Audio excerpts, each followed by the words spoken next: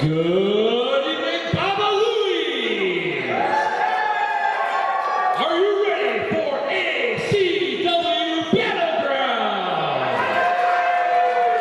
Well, fans, before we get started tonight, I would like to remind you that tonight's matches are sanctioned by and are under the supervision of the National Wrestling Alliance.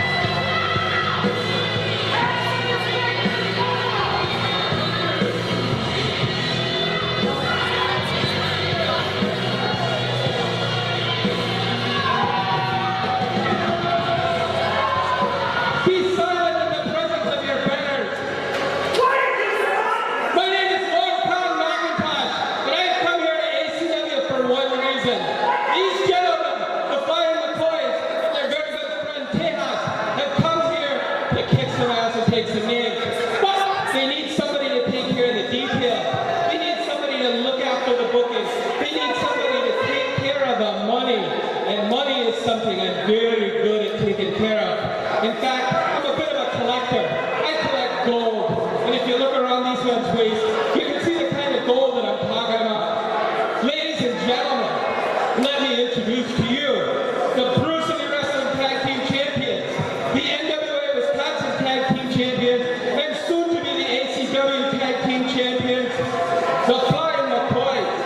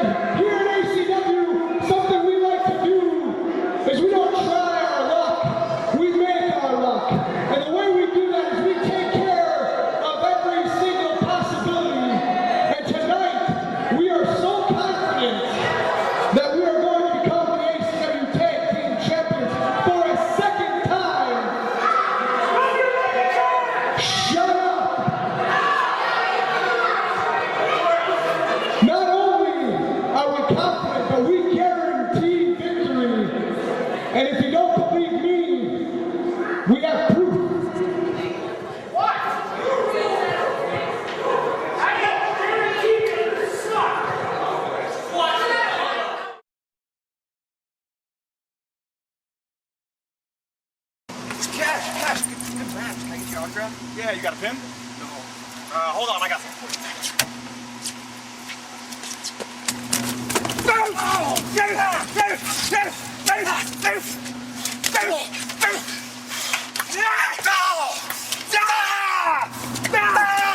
You think this is over, Cash? Get up! Hey, come on!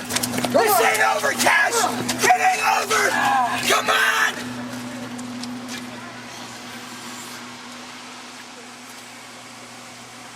You alright? Are you okay?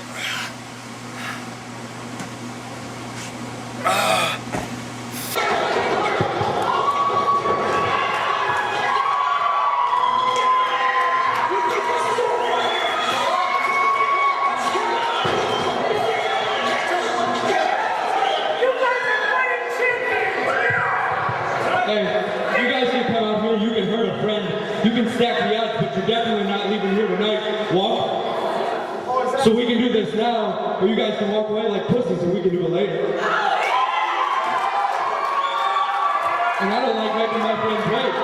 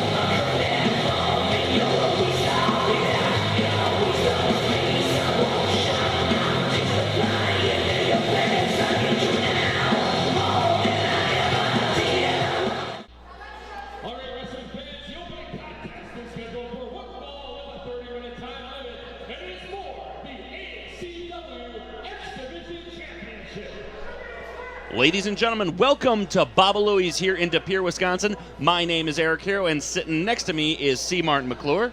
How you doing tonight, folks?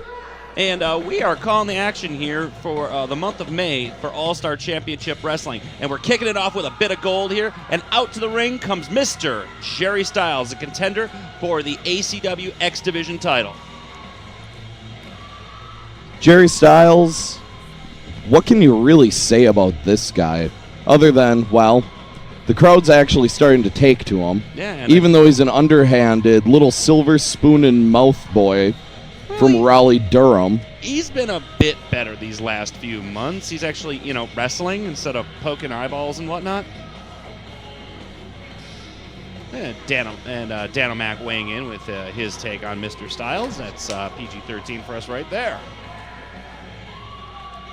Lacrosse stick in hand, Jerry Stylz awaits the champion of the X Division title here in All-Star Championship Wrestling, and that would be Mr. Douglas Do-Right Peterson.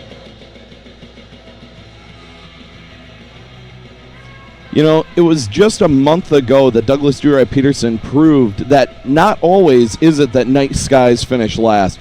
Peterson pulling off the victory to become the brand new X Division champion, and he's getting his shot at proving why he is the best in the X Division tonight here against Jerry Stylz. Fighting champion is Douglas Do-Right Peterson, just 1 month ago winning that belt and putting it right on the line here for the Baba Louie's faithful in De Pere, Wisconsin. They used to call this the Pearl Theater way back in the day, but now it is Baba Louie's.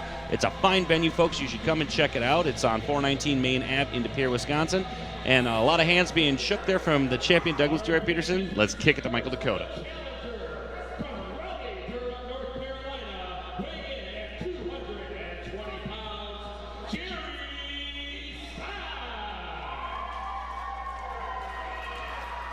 And you're right there, Mr. McClure. The crowd really is taking the Stylz.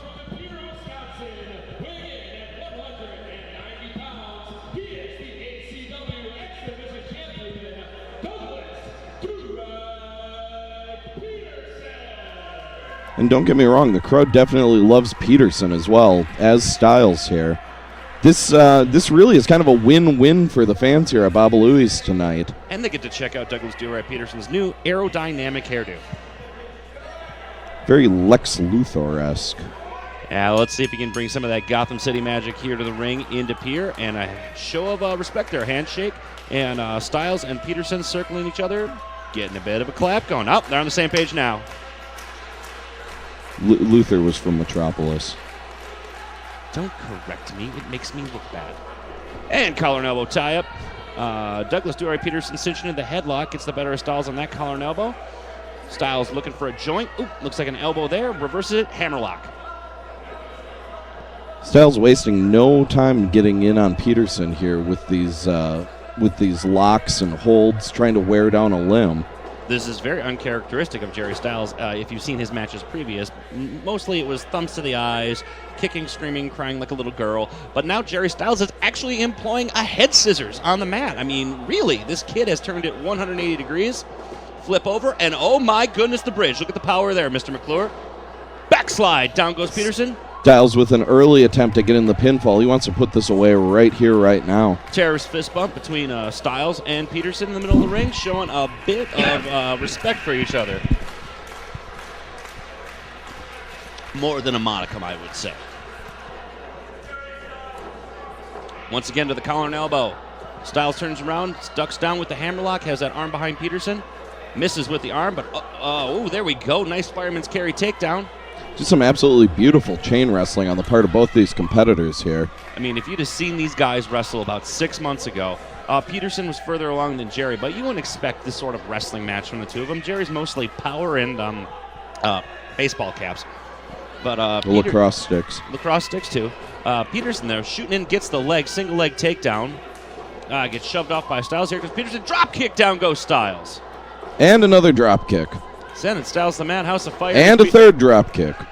One for the road there, Mr. Stylz. Comes in, shoots the forearm into the gut, and now the shoulders. Very solid strategy here by Peterson, just taking Stylz apart in that if you can't breathe, you can't win. So up he goes. Oh, up and over. Stylz hooks him.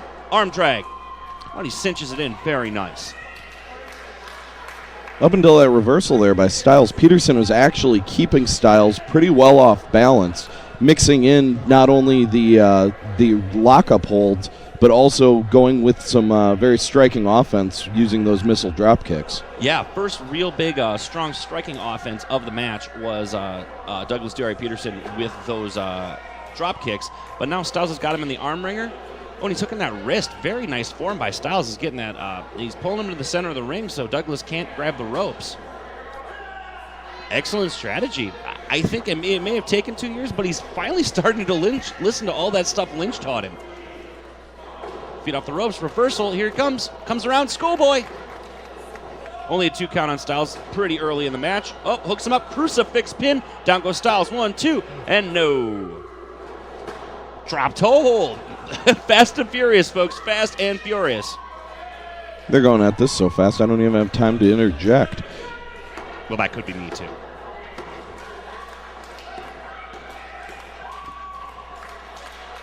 Peterson using good location in the middle of the ring here, getting Stylz in that side headlock.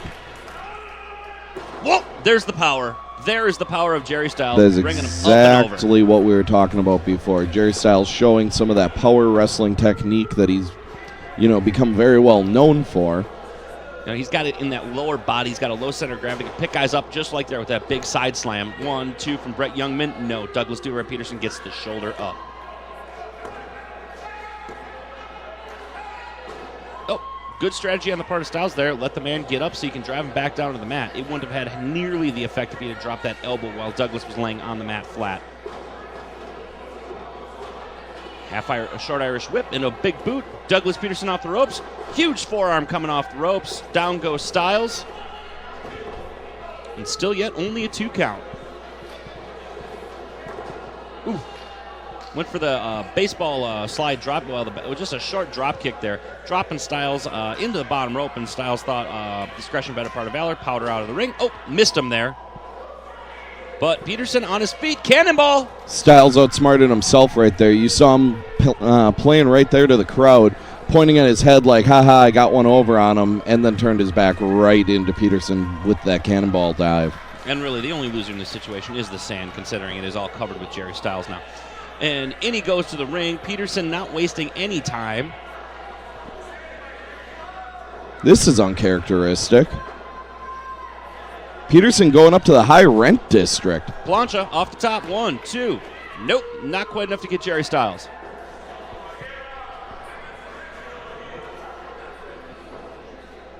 Hooks him in for that short Irish whip again. Comes up. Try to do something there. Looks like Peterson didn't catch the rope with his left foot, and Stylz just shoved him off. It looked kind of like an attempt at a monkey flip. Fireman's carry, picking him up. Oh, Samoan drop. Kind of looked like an attempt at a flying hug. Not known for his hugs, but his handshakes. Wouldn't put it past Peterson, though. Friendly guy, folks. You should really meet him. Speaking of uncharacteristic, I mean, we've seen him do the senton bomb a few times, and frankly, it's frightening.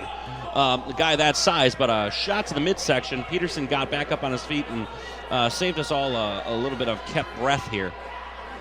Well, he saved this company on, brand new ring boards, too. That, too. Ooh, headbutt. Nice. Off goes Peterson. Stylz is in position. What's he gonna? It was a little far. Oh, no. Big elbow. Shades of Randy Savage. Down Stylz to the mat. Looks like he's kind of spiked his backside there, though. Maybe a bit of a stinger on his hip. Kick out from Peterson. Valiant effort. Real valiant effort on the part of both competitors here tonight. Yeah, these guys are pulling out all the stops. They're pulling out stuff that we've never seen them use in matches before. It's obvious that this X Division title means a lot to both competitors here tonight, and they're willing to put their bodies on the line to get that gold around their waist. Tornado DDT. Looks like Stylz sort of stood up there on top of his head. That can't be good for your neck. I do enjoy your point there about what this belt means. 1, 2 from Brett Youngman, and Stylz kicks out. Now, this is the first belt that Douglas DeRay Peterson has held in ACW. I believe he started training here 3 years ago. This is the first belt he's held. Jerry Stylz has been with the company almost 4 years and has never even had a title shot, per se. This is his first title shot. They're going to give us their all tonight. Absolutely, and it definitely shows. With misses a big Russian leg sweep. Down goes Stylz. Peterson's taking a little bit of time here, though. I mean, Jerry's a little beat down. That Russian leg sweep, at least he could have tried for the cover. Oh, he would have gotten a 2 3/4. That would have been something mental in his head to keep him going. What is it? Oh, frog splash. Oh, the knees come up, though. Stylz gets the knees up right in that solar plexus of Peterson. Kick to the gut. What's he setting him up here for? Yep, hooking him in the front chancery. Brings him over. Blue Devil driver. Down goes Douglas Do-Right Peterson. And he's going to go with the cover. Hooks the leg. 1, 2, 3. Your new X Division champion, Jerry Stylz. Absolutely amazing. I got to give it to both competitors here. They both gave it their absolute all in this match. Stylz just came out on top because he did it a little bit harder. And here we get the replay, a little bit of a toe kick there. He hooks him in that front chancery, brings that arm way over his head, swings him down, face first in the mat. 1, 2, 3, and that is your victory here for Jerry Stylz tonight, folks. First title run for the man. Oh, gotta have the handshake. I know Douglas is hurting, but that ain't enough. Brothers don't shake hands. Brothers hug. Emotional night for Douglas Do-Right Peterson. First belt he held it for 1 month. And Jerry Stylz takes it from him tonight. Hey, he was the better man tonight. You know, Douglas is going to get a rematch, though. One of these days, Douglas is going to get a shot at that belt, and I'm sure Jerry will give him a shot at that belt after the match they just had together. Hey, look at it this way. Peterson's title run was short. Next title run that he gets can only go for longer. Absolutely, or at least tie the record. Yes, tie the record for his longest title reign of 1 month. Looks like Jerry's hugging some sort of burly man in the crowd there. And but yeah, the fans are loving Jerry Stylz. And giving love here to the young underage. Anyway, your winner tonight, Jerry Stylz, and Duke still sucks. Oh, Dan O'Mac, we love you and your dry erase board. More to come here from All-Star Championship Wrestling.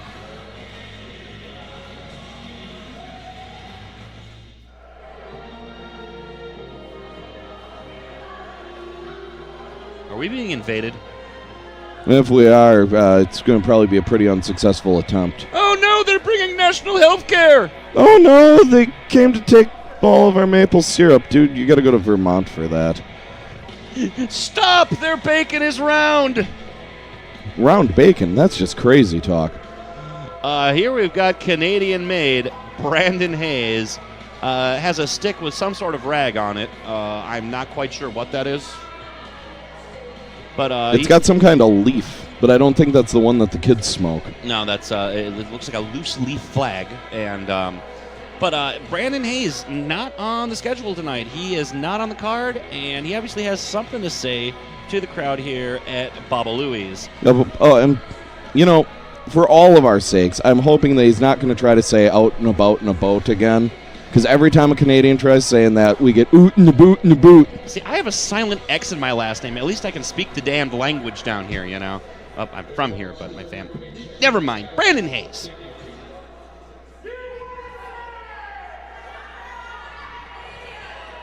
Ladies and gentlemen, you gotta excuse me tonight. I got goosebumps all over, and it's not the fact that I'm back in the sinkhole, Superior, United States. I came from God's country, Toronto, Ontario, Canada. Oh, God must really hate the earth.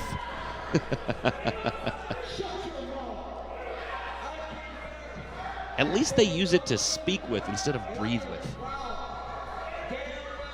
Point. Somebody likes you enough to partner with you? This is amazing. It's a revelation. It's a first. Somebody get me a record book. I'm writing this down. Well, NWA Midwest directions state that any important document we have needs to be written on a Burger King wrapper. Well, there was also that copy of the NWA rules that me and Ben Johnson had that we just started writing things in the back cover with crayon. Yeah, it was official. Whoa, what? Jason Reilly? I knew he had a problem with Cody Rice, but he's forsaken not only his tag team partner, but his country. I guess he, he likes free health care and, $9 pack smokes. I don't know. But Jason Reilly is the newest Canadian in ACW. Is that really possible? I think so. Can you just wake up one morning and be Canadian? I don't know, some kids buy a ludicrous record, turn their hat around backwards. You know what happens. I don't want to go to sleep tonight. I could wake up Canadian tomorrow. At least you won't wake up Dutch. That's a good call. Nobody wants to be Dutch. There's only two things I can't stand in this world. People's intolerance for other people's cultures. And the Dutch. Exactly. Big sweaty man hug between the two lumberjacks. They're actually one lumberjack split in two. You see, Brandon Haze is burly. Jason Reilly has the beard. That's a good call. Those are two key elements to a lumberjack. I'm just waiting for the flannel. I need some suspenders. Nobody here is unfamiliar with my past in ACW. Believe me, what Brandon Haze did for me is something nobody in this building could have done for me. Well, unless they were another Canadian. True. And really, where did he get a Canadian hockey jersey? What, there's like 3 of those teams left? I'm going to say a memorabilia shop somewhere. Mm-hmm. Like an antique store, maybe. Are you saying he shops at a secondhand clothing store? I would never imply such a thing. Yeah, I just said that. Okay.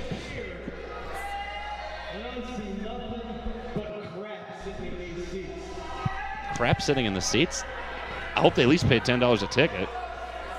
Man, when do they start stacking crap over 6 feet? No kidding. And how does crap carry a wallet? That's what I'm really concerned with. I just don't want the contents of that wallet.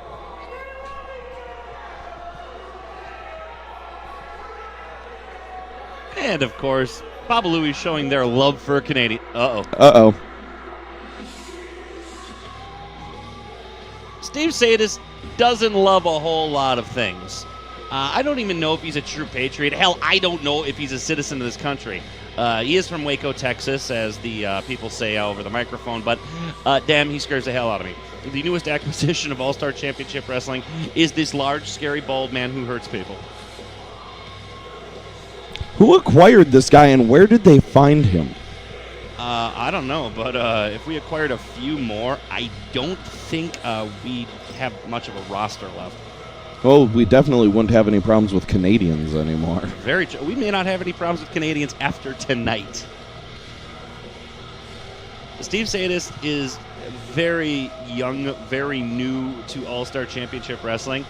I'm pretty sure, though, I think he can handle both these guys. I mean, just look at the size of this guy. I mean, if you've got hands steady enough to shave a head that size bald, you can pretty much handle anything on this planet. He's not even over by me, and I almost pooped a little bit. The eagerness in your eyes. Now you tell me right now, have you, like I, seen the light? Seen the light. There's a light right above his head. You see that? It's really screwing up the white balance.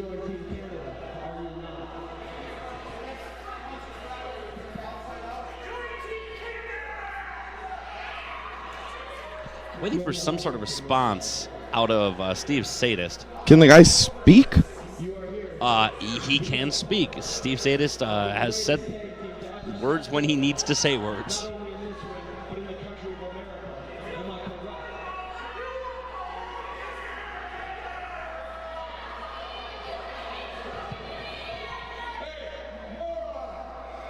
Ooh, don't call him Moran. And you probably shouldn't slap him or hit him with the microphone, you giant Canadian dummy. Yep, and now you pay. Yep. Oh, and that I'm assuming that was their plan all of the long. Now, when Brandon Blaze gets out of this ring, Brett Youngman's going to ring the bell. And how about if Brandon Haze got out of the ring? Yes, very true. Excuse me, there's a lot of B names in this match. Not really, but I have a good excuse for that. And he's working that leg and just chopping the tree down. If you want to take a big man down, this is how you do it. You work on a wheel. You make sure that 18-wheeler only has 17 and it's kind of wobbly. This man has wheels? Not only is he big, scary, psychotic, he's got wheels. And he's going to have to register as a motor vehicle. Guy's like Optimus Prime. But, I mean, just look at those big haymakers laying into Jason Reilly's head. Steve Sadist limping a little bit, but who's on the outside of the ring? Well, that would be Brandon Haze and Jason Reilly. And the crowd. We're outside the ring. I see the commissioner. He's standing outside the ring. Thankfully, we haven't seen his head flap around too much so far tonight. Speaking of heads, grabbed a handful of hair on that nice one. Steve Sadist bringing Jason Reilly back in the ring, and hot shot off the top of the ropes. Youch. If Steve Sadist has a neck, I'm pretty sure that Jason Reilly just found it. Oh, yeah, working on that leg. If the big man can't stand, the big man can't come over, walk by you, and hurt you. But he can still crawl over, get near you, and probably, take a chunk out of your calf. Brandon Haze just checking on his flag. He had nothing to do with the fact that Steve Sadist is screaming in pain now does he? Not at all. It's a really strange coincidence. Very true. And another chop block there from Jason Reilly. If this was the NFL, the man would be fine. But the NFL, sissies! This is professional wrestling.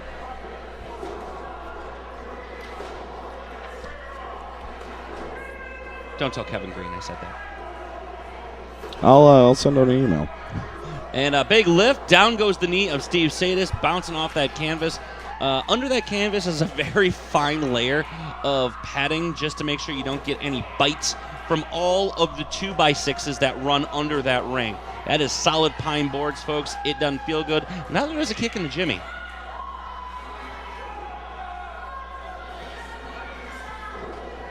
I really got to give it up here to Jason Reilly tonight. He is really going to town on Sadist. Now, granted, not all of it's his doing. He's got some outside assistance. A little strategery. A little skullduggery. Very nice skullduggery.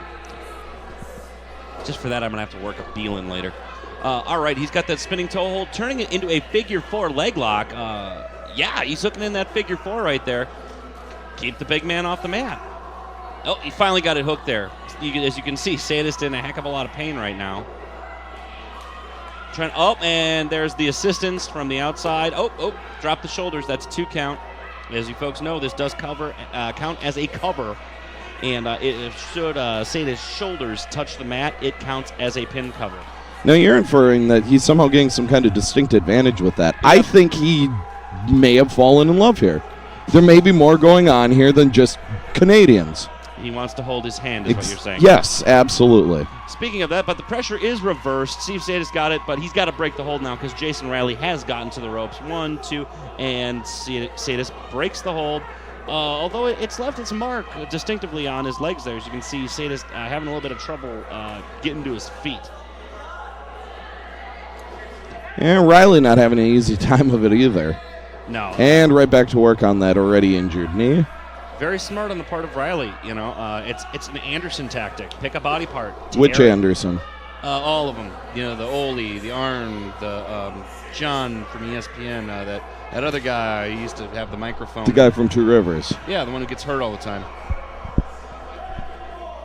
Bill Anderson. Bill Anderson, he runs the Radio Shack down there, has all the microphones, and damn Bill's luck, he gets hurt all the time. He gets splinters. He'll sprain his ankle every now and again. Bill just is an unlucky guy. But Two Rivers, Radio Shack, go see Bill Anderson. Oh, huge suplex, belly to belly over the top. Jason Reilly's in a different zip code right now. He might actually be in Bellevue as far as Steve Sadist threw him. Would it still be a legal match at that point if he landed in Bellevue and the pinfall happened? I think so, because we got rid of that whole over-the-top rope thing from, the early 90s that the NWA had. So no matter how far he throws him, I think it's legal as long as they can get back to the ring by a 10 count. Although NWA rules, it is still a 20 count in title matches. Now, a rake of the eyes, and he's got one leg and no eyes. But he was eager. He saw it right there. Saw the big kick come from Jason Reilly, ducked it, and a big block to the midsection, and Brandon Haze is distracting the referee. The man has one leg, no eyes, and a giant black heart. Yeah. He's barely a man at this point. We might actually have to get a certificate of death for Steve Sadist. A certificate of death for Steve Sadist. He doesn't really qualify. I mean, I guess he's still breathing, but he has no legs, one leg, no eyes. You said a black heart. Black heart's it's a bad thing, right? Well, usually. Okay. I'm just more familiar with black lung, like. Oh, see, Canadians hug. Canadian hug. Oh, Steve Sadist takes out Brandon Haze down to the bottom of the sand. And turn around, Steve. Uh-oh. Came with a big super kick. Twists him around, gets him, brings him up. Oh, choke slam. Down goes Jason Reilly. And that's all she wrote. That is it for Canada tonight, folks. Both Canadians eliminated by one crazy psycho from Waco, Texas. That is Steve Sadist. Here comes Stupid with the flag again. Yeah. How'd this work for you before the match? Not so hot. This is just a bad idea. You don't tug on Superman's cape. You don't pee in the wind. You don't do anything that will potentially piss off Steve Sadist. Well, it's like the old saying goes. You mess with the bull, you get burned. Who says that? I heard Jerry Stylz say it once or twice. There was also something about playing with fire and getting the horns. I'm going to have a talk with your mother about who you hang out with. You probably should. I probably should. Steve Sadist has won a flag tonight here in All-Star Championship Wrestling. Congratulations, Sadist. You get a flag. You get a flag, Steve Sadist. And more from All-Star Championship Wrestling after the break.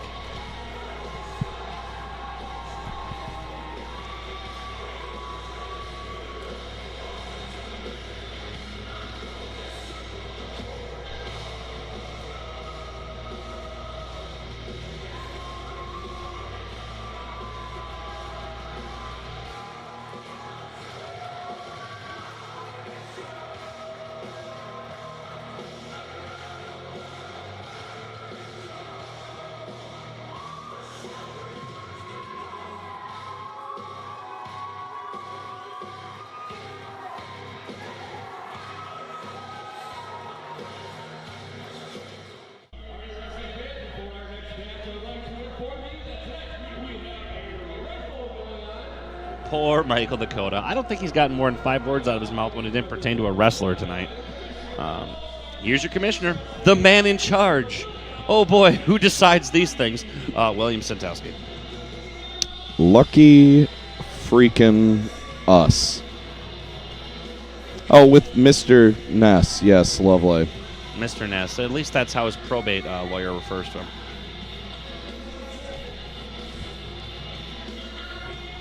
What kind of goofiness these two knuckleheads have. I don't know, guys, but these tapes only run for 90 minutes, Mr. Commissioner. You might want to get up the stairs a little bit quicker than that. Jamie Ness displaying a haircut that I've never seen on another man before. I've heard of men developing widow's peaks, but somehow Jamie has refined it down to a widow's peak. Yeah. One, right up the middle. It's kind of backwards, too.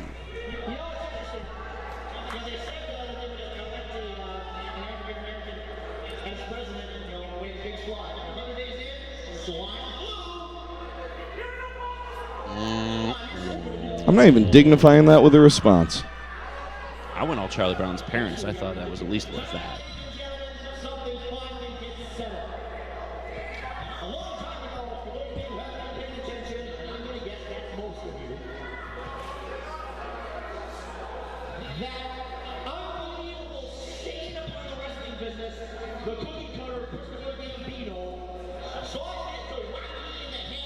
Wait, he can discern stains on the wrestling business?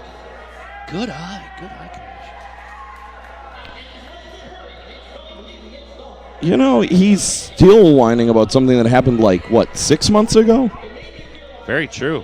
I mean, he doesn't even remember the names of his dates the next day. He remembers the cookie cutter hitting him with a lacrosse stick? My God.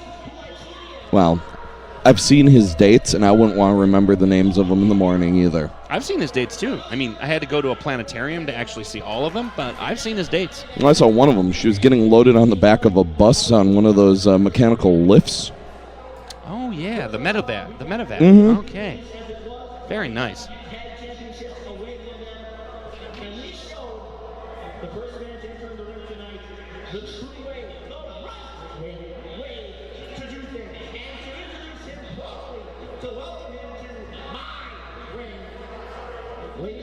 His ring. He owns it now, apparently. Do we got the receipts on that? the big build-up, and then we get to hear this chittering idiot. The chittering idiot with the middle initial P. Mm-hmm. Classy. Yep.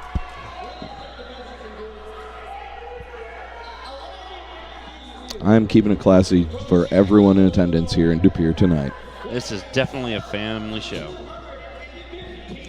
Middle initial P. Middle initial P. You know what? There's another P in. Standards and practices. Oh, Don Gotti's here tonight, folks. Weasel stopped talking. Well, I kind of zoned that out. It's right in that level of hearing between, mother-in-law and mother-in-law. Basically, for you folks at home, this is what it sounds like in our heads when Jamie Ness speaks. Yeah, you made the red light angry out there. Yay! But speaking of that, for what Jamie Ness's voice is to the board as to what his forehead is to white balancing on my cameras. But speaking of nice foreheads, Smokin Don Gotti. 4.6 on the Richter, baby. I'm telling you. You saying he's got a 4.6 head? I think 4.6 head. I remember when I was a young lad. My folks used to drive out in the country. We'd pay a nickel. We'd get some cans that we had to hook up to a post, and they put this big projector out, and they used to play Star Wars on Don Gotti's forehead. That's amazing. Amazing. I wonder why he gave that gig up. And it's probably just because of his restless leg syndrome. It affects millions in this country. Millions. It's a very, very sad situation. It's debilitating. Let's see what old Shiny Noggin's got to say. Which one? Oh, I should have really narrowed that down, shouldn't I? Uh-huh. I'm looking at like 3 of them. He's got a thing he does now? This is a dog and pony show? Dogs and ponies? I'm down.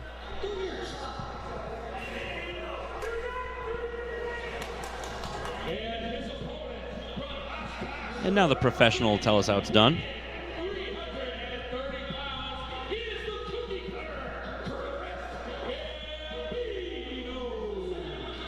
This is a very large man who likes his cookies and likes his punk rock music. This is the cookie cutter Chris Gambino out of Oshkosh, Rock City, coming in at $3 folks. $3, rocking hard, and I think he's got a few questions for Mr. Gotti at this point.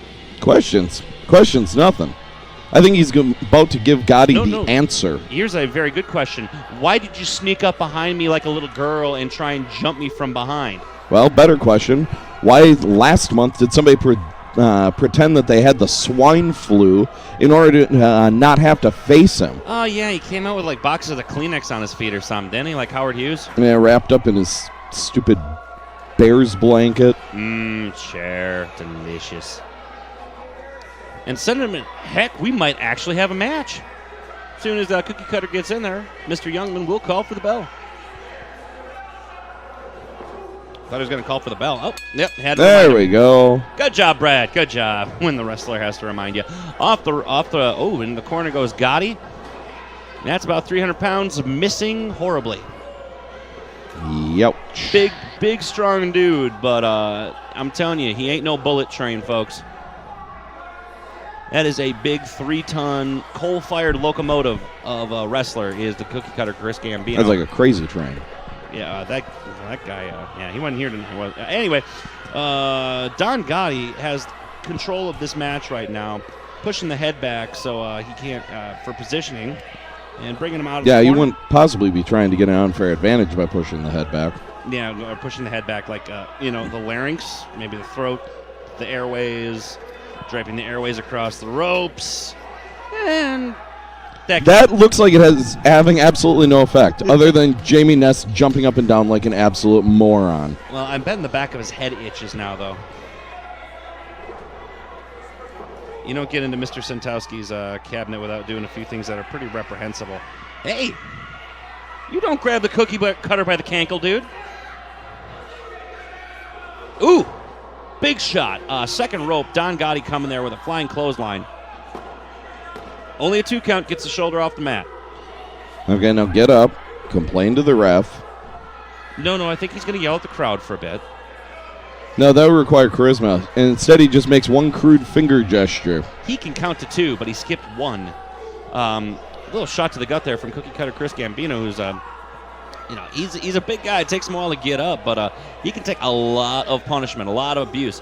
Huge forearm shot there from the Smokin one. Don Gotti hitting him. Gambino getting set up for the... No. Don't think that's going to work. At 300 and some pounds. Oof.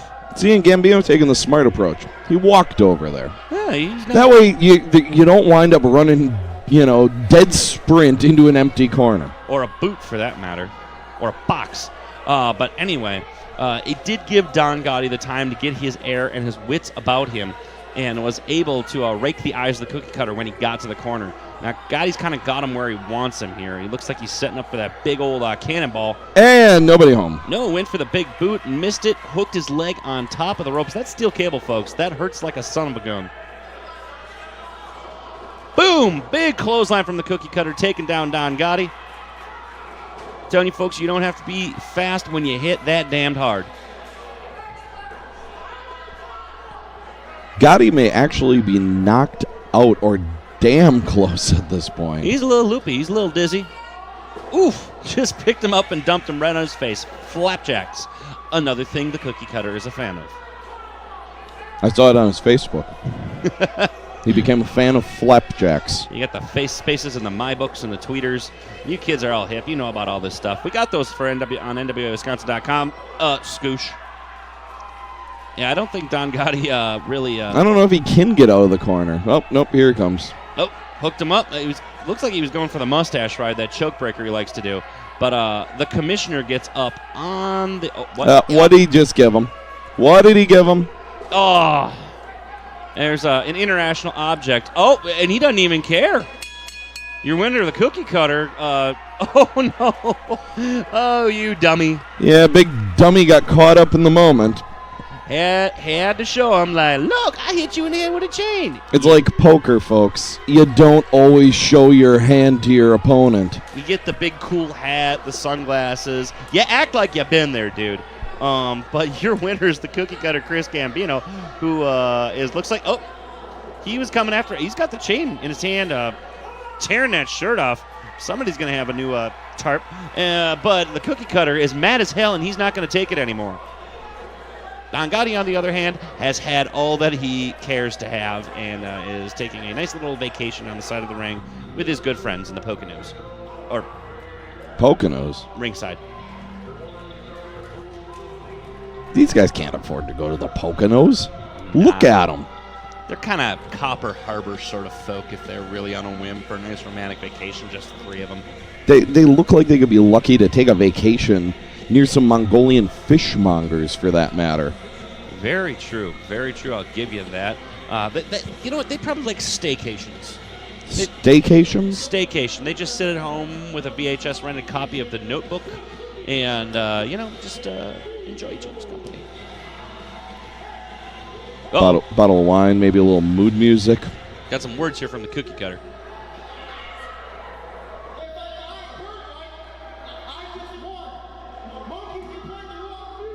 Yeah, monkey who plays the music. You play the right song. Way to go, music monkey.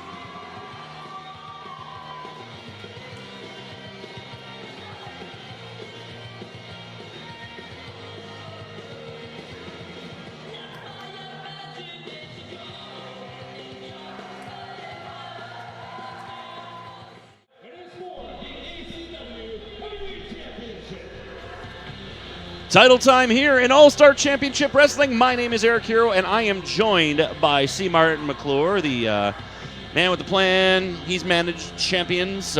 He's gone face first into steel chairs. Guy knows what he's doing in the wrestling business. And here's another guy who knows what he's doing in the wrestling business. Your current NWA Wisconsin champion. This is Shane Hills, no longer a hillbilly. He hasn't been a hillbilly for quite some time, though. I just thought I'd specify for the folks fair. that... This way, nobody's expecting there to be a goat at ringside, I guess. Not at all. Not a goat. Definitely not a goat. But Shane Hill's bringing the big belt. He brought the big boy belt, the NWA Wisconsin title. And he's showing it off to the folks. But this match is for the All-Star Championship Wrestling title. And we're about to introduce your champion of this company very soon. Very soon. There we go. There we go. A little bit of 9-inch nails pumping through the house. Tells you that the man who used to be a lumberjack, but he's still got the teeth to prove it, Dinty Moore is coming out to the ring with your ACW title, and he's going to defend it for you here tonight, folks. Dinty Moore, actually the man that I helped make the NWA Wisconsin champion. That's kind of why I mentioned it before. Just a few years back. I believe there was a disco, there was some sort of fire going on. We were in Oshkosh. Things got crazy. Ice cream plates. It was madness. No, all that shenanigans happened up north somewhere. And your ACW heavyweight champion, Dinty Moore, coming down to the ring, bringing the belt with him, and he's going to defend it, like I said before, folks, here tonight against an ACW legend in his own right, Shane Hills. You know, it was nice to see the matchup earlier on tonight with Peterson and Stylz for the X Division title. A lot of good blood. A lot of good blood. This one is going to be almost the Bizarro World opposite to that. This is two really big dudes who like to hit things. Yeah, the first match was good blood. This match is just, I believe, poor dental hygiene. Well, maybe halfway around the table.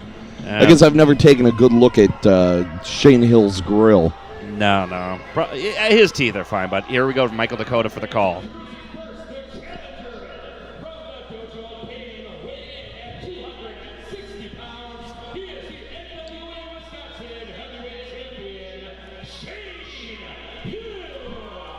You folks are getting 2 belts for the price of 1 tonight, that's for certain.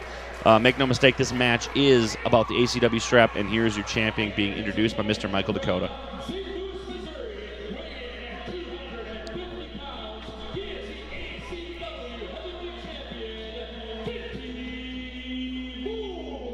He sold the summer house in Billings? I guess. Oh, man. That was a really nice summer house, too. It was made of logs and mud, but there was a really nice fire pit, and for some reason, excellent satellite television. Yeah. I mean, there wasn't any, indoor plumbing, but great TV. There was a bucket. Oh, that's right. There's It was the a bucket. It was a bucket with a seat on it. You know, back in the day, he used to have plumbing out there. His name was Votto. Ah, yes. And Dinty wanted nothing to do with Shane Hills right now. He woke up one morning, all the copper was missing from the walls. Hubcaps gone. Oh, Votto. That is an interesting note, folks, that the summer home in Billings, Montana had hubcaps. It was made of logs, and it had hubcaps. And it had hubcaps. It was Shane taking a seat. It actually had tires on it. They weren't of any use. They were just kind of hanging out. It sort of evened it out after that last mudslide. All right, we might actually get a match underway here. Youngman's trying to get him to shake hands. Instead, they're just pointing at things. Nope, now we got a match. Now they're using... Whoa! Dinty tried to slap. Shane corrected him on his technique. What did I tell you? These are 2 big dudes who like hitting stuff. Oof. Big back body drop from Shane Hill. Shane Hill's a big dude, folks. About 6'2", 250, 255 pounds. And when he tosses you up in the air, you're going up. Kind of reminds me of this fellow I knew by the name of Brasky. Very tall, very big individual. You will have to talk to us after the show about Bill Brasky. We have a lot to say on the subject. But let's get back to the action in the ring. Shane looking, deep arm drag. Over goes the man. Surprised Dinty is getting hooked into this. It sort of says something about the wrestler that Shane Hills is. Dinty Moore, for the last year and some months, has been trained by the one, the only, the legend in this sport, Harley Race. And then he's still falling for really simple things on the part of Shane Hills. Shane's he has that nice ability to mask. It's like a good pitcher being able to mask his pitch, what he's throwing. You know, it's probably a fastball, but it kind of looks like a curveball before it hits out of that glove, you know. Different sport. Anyway, Shane Hills got him down with that arm bar, working it real hard there. Got that arm straight, pulling that joint out of socket. This is just textbook wrestling here from Shane Hills. That's a quick way to find a two-way hinge on an elbow joint. No kidding. Oh, and reversal on that Irish whip. Here he comes. Oh, telegraph, and a big boot to the chest. Ooh. Got him kind of in the shin, in the gut. He might have kicked him right there, a little stitch in the side. Dinty just fell down. He just crumbled. That may have been a little lower than a gut kick. I'm going to say solar plexus, simply because I don't want to use the other word on commentary because I might get cut. And a big scoop slam. Down goes Dinty Moore at the hands of Shane Hills. And Shane going up top. Ooh. Quick recovery there on Dinty's part. Oof. Youch. That can't feel good. That cannot feel good at all. That's got to screw up your shoulder and or your C4 and your C5 vertebra on your neck. You sunk my battleship. You have battleships in your neck? You are more screwed up than well, I you thought, called dude. C4 and C5, and that's where those the last two open slots on this battleship board I got. Did I get the little boat? You did get the little boat. It wasn't really the battleship. I was lying.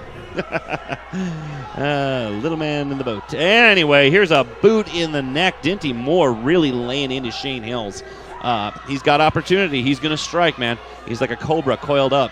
You know, like there's some certain wrestlers that like to throw snakes in bags and throw them around as some sort of publicity stunt. But eventually that snake's going to strike back. Right now that's what Dinty Moore is doing. He's picking his time. And he's just, sort of cracking a few vertebrae off the sternum of Shane Hills. I heard sometimes the said same wrestlers like to stick needles in their arms, but I don't know what that's all about. No. They just enjoy burning stones. So, I don't know. There were people talking. I didn't quite understand. There's a cover. Sorry about that, folks. A little bit of frog in my throat. Where'd you get frog from? It's at the concession stand. Was it on the buffet? The buffet that nobody told me about? No, it's at the concession stand. It's like 2 for $1.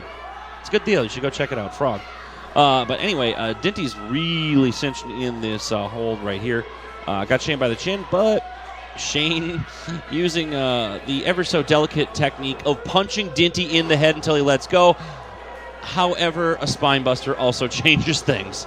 1, 2, and no. Wow, surprisingly enough, that this thing is not going to end anytime soon. No, it's not going to end anytime soon. That was a hell of a spine buster, though. It fooled me. These are two guys that don't know the word quit. I suppose Shane has had, large farm animals land on him. I think he can take Dinty. Slides out of the ring. Oh, shades of Big Bubba. There was a nice shot to the chin after way too much action with him sliding out and doing it. It was very pretty, don't get me wrong, but he asked us a question. I missed it completely. I'm sorry, Dinty. I'll listen better next time. Was it a knock-knock joke? I think it was a knock-knock joke. The answer was blue. How do you know that? I'm not sure. You're reading ahead, aren't you? Yep. I mean, anyway, back to the action in the ring. Both men down. Shane seems to be the better of the two, getting back to his feet. Well, nope. Youngman was just about to stop the count, but Shane took a turn for the worse there, tumbled back on his backside. Both on their feet. Shane blocks it. Dinty blocks. Misses. Oh! Big shot right to the chin. Whoa. Look at the power behind Shane Hill's shots there. Big old clothesline. Big old back elbow. Taking him down. Did you just give him big thumbs down? Yep, he showed him exactly where he was planning on putting him. Now, see, that's telegraphing a move.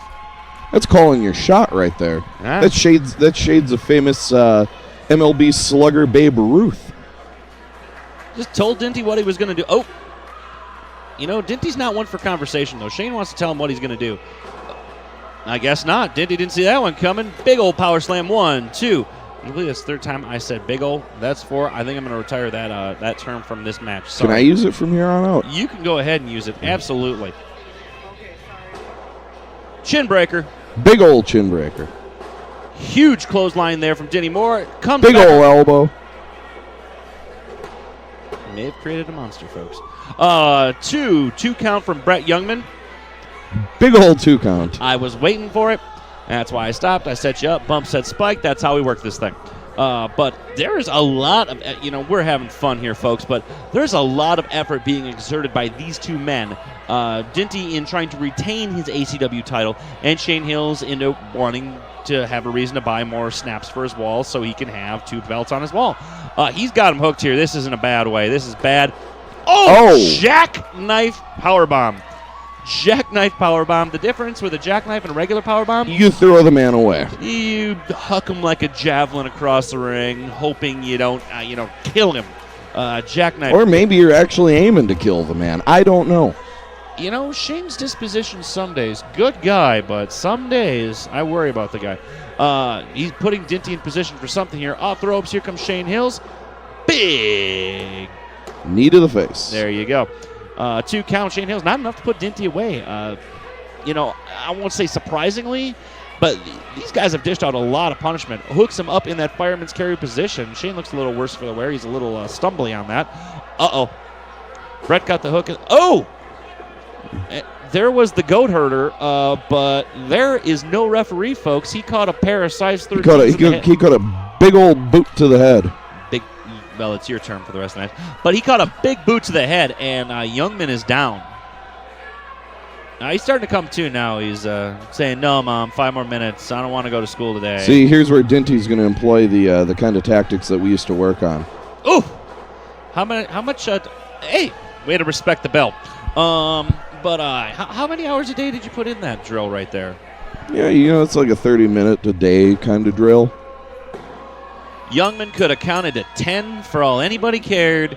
Denny Moore hit him with that, and trust me, folks, most federations, 12 pounds of gold. That thing is 15 if a pound. That is solid gold, solid brass. There's a lot of weight that goes into that belt, and that weight was used to crush Shane's head. Oh, if you see the goat herder there, he put Dinty down. That was an excellent move on the part of Shane Hills, but nobody there to put it down for record. And, you can see. In slow motion, it's even longer, the wait that for the payoff here. But, anyway, Shane going to get the referee. Dinty had strategy employed, and went to go talk to his management staff, which would be that belt right there. Yep. Gets the belt. Shane doesn't even see it coming. No. Bam. Not like this. Down goes Shane Hills. Belt out of the ring, 1 fluid motion, and your ACW champion still, Dinty Moore.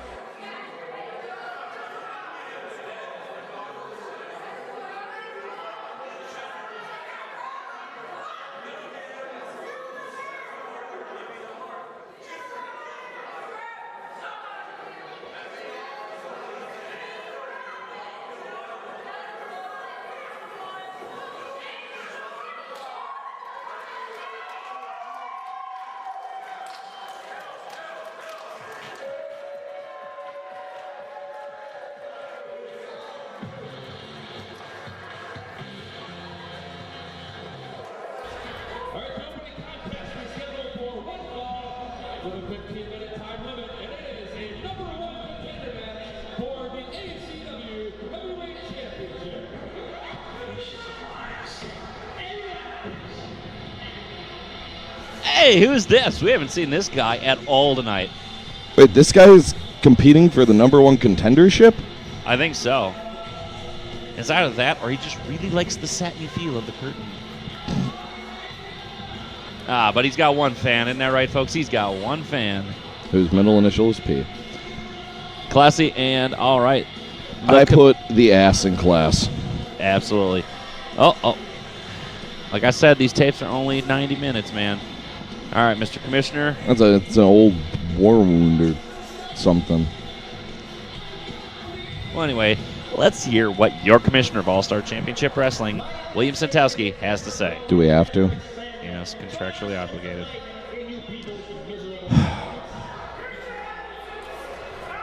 No, the light in the volleyball court is shining a light on their miserable lives. Very true. Right now, he's just using up a lot of good air. Oh, you have a new friend. Yeah.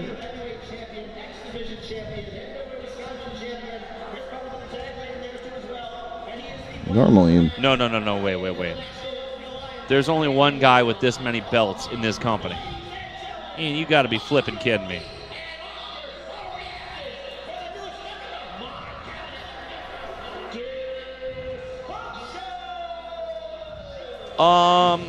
You know, we've been having a good time with Mr. Sentowski here and his roving band of merry men. This just got real, dude. uh-huh. This is absolutely terrifying, folks. There is no meaner son of a gun in the annals of All-Star Championship Wrestling history than this man. 4-time ACW champion, X Division champion, tag team champion, you name it, he's held it. This is Dysfunction, folks. He leaves arenas in tatters. And speaking of tatters, that's a very nice coat. I'm wondering what coffin he picked that out of. I think it fell off the back of a truck. It's a possibility. Or that's Don Gotti's coat. No, Don Gotti's coat was a lighter shade of gray. And a deeper shade of soul. Very nice. Anyway, cultural references aside, this is one mean son of a bitch. This is Dysfunction, and he's just here to take care of business. You yell at me for saying the P thing, and then you drop a bitch. I'm blatant. You're making people think, and that is not what we're here to do. I'm just testing whether they can put letters together and form words.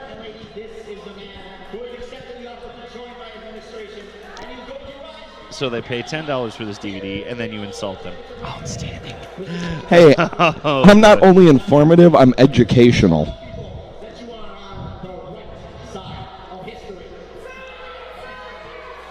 You know, it's like getting a joke in your Laffy Taffy. Hilarious. Mr. Function over there, not wanting to put the coat on. This just may be a job for the guy. But he's giving the business, telling them both to clear out of his ring. And if they were smart, surprisingly they're smart, they're getting out of his ring. His coat should really have no sleeves. All a Wild Thing Rick Vaughn. Very true. But if it had no sleeves, then it'd probably be taking pictures for us. Good call.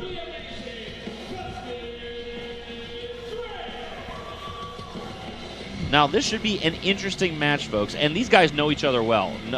Don't be fooled by the size of Justin Dredd. Justin Dredd has beat guys the size of Dysfunction, heck, even bigger than Dysfunction. And he's wearing pants. My goodness. That's a new look. Normally he's Speedo clad. Yeah, normally Justin Dredd's tights I wouldn't wear to a swimming pool, but he is... I actually saw his pockets hanging out once. Okay, pockets. We're going to go with pockets, folks. But Justin Dredd coming out. He is a favorite here amongst the Baba Louie's faithful, and he looks ready for business as well. Referee Brett Young doing his due diligence, checking Justin Dredd for foreign objects. Although in tights, that tight, really, what is he hiding? More sand. I think that's about it. 2 grapes. He brought his lunch. Very nice, Mr. McClure.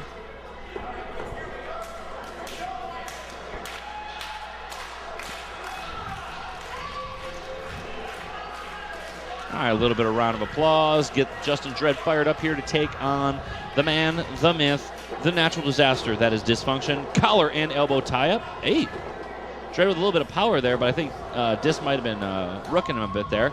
Ooh, single leg, hooks him there, takes him down, and just rubbing his face in the mat. Float over front chancery.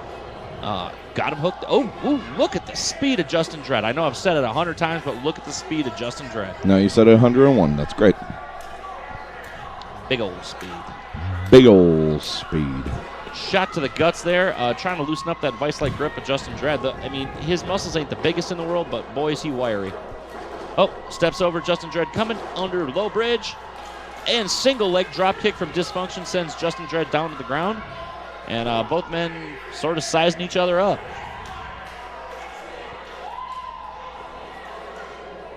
You know, albeit his inferred alliance here, we're not quite sure of that yet with the Sentowski administration. Both these guys are favorites here at Baba Louie's, simply for one of those reasons, because Dysfunction just sent one of Justin Dredd's nipples into the wall over there. That sounded like a shotgun going off. Oh, head scissors takes him over.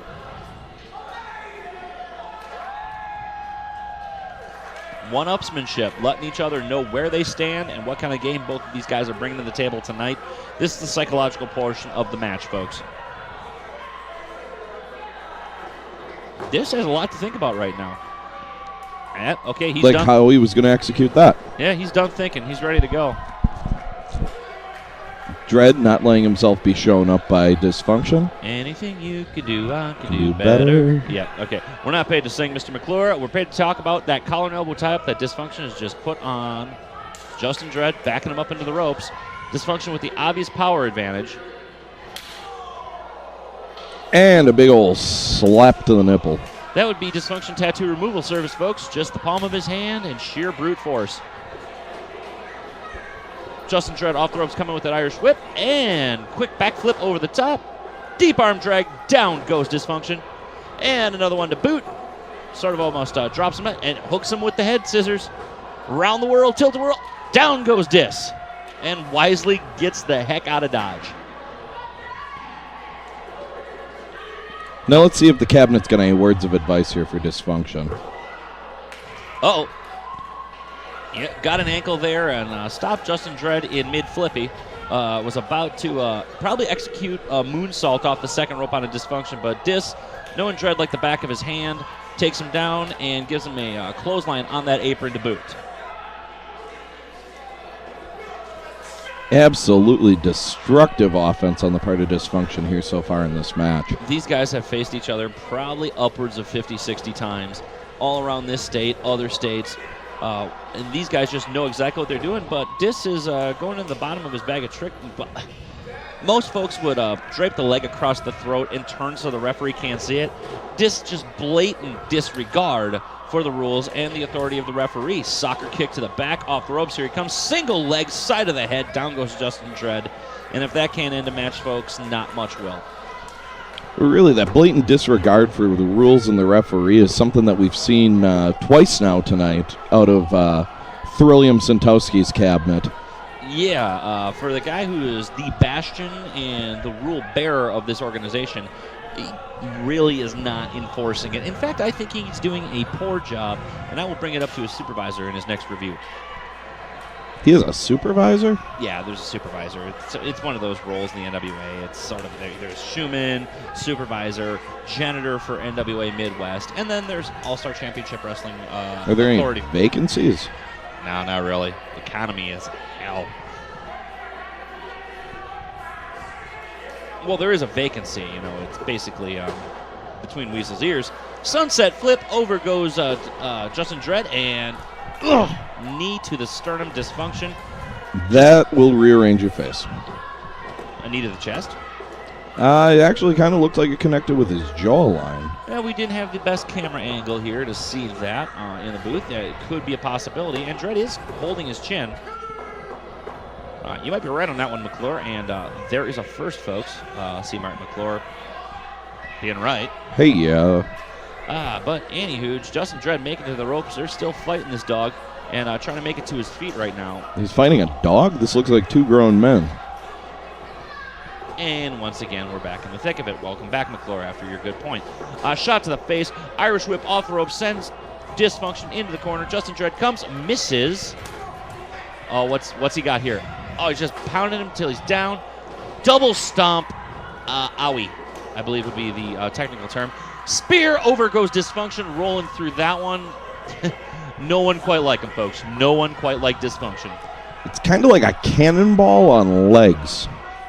I would say so. And you don't want to be the target. Now, well, it's a cannonball with his own ideas, and that's frightening as hell. Looks like he's loading up that boot, going for that super kick Dysfunction likes to use. Generally, he uses it to dislocate jaws and win matches. Oh, Matrix! Justin Dredd catches him down. Backcracker 360 Dysfunction. Outstanding offense from Justin Dredd. Like I said, folks, do not be fooled at the size of Justin Dredd. He's skinny, but that's wiry muscle. The guy's got a lot of power, a lot of speed, a lot of flexibility, and that can get you out of jams in the world of professional wrestling. Dredd trying to rally the crowd behind his call.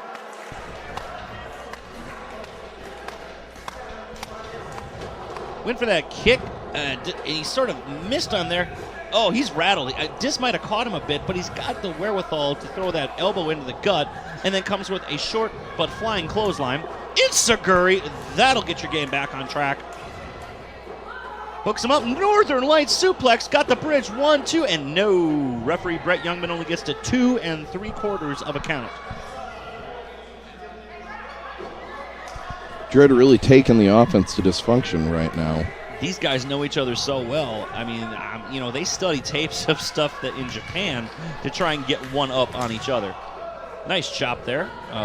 Power from those wiry muscles, Justin Dredd. Reversal on the Irish whip, hits the corner, Dysfunction coming. Face full of boot. Big old boot. Big old boot. And misses with the flying clothesline. Dysfunction, he's got him. What's he going to do here? Oh, release German. Sort of on the side. Justin Dredd bouncing. Sort of on the side, nothing. It was sort of on the side of his head. And let's see what... Oh, great. The geniuses have stolen a piece of the ring now. They actually took the turnbuckle off the middle rope. That's dangerous, folks. That's an eyelet, and that's steel cable. Oh, we missed it. Justin Dredd almost catching it. Drop toe hold. Dysfunction catches that right in the forehead. And it's just simply amazing. Justin Dredd taking him down with his own version of the cutter. 1, 2, and 3. And we have a new #1 contender. We have a new #1 contender indeed. His name is simply amazing, Justin Dredd. And for once, he's wearing pants, folks. Look at this. Slow motion, perfect, just simply amazing. Look at that cutter, taking him down. And he gets the 3 count from referee Brett Youngman.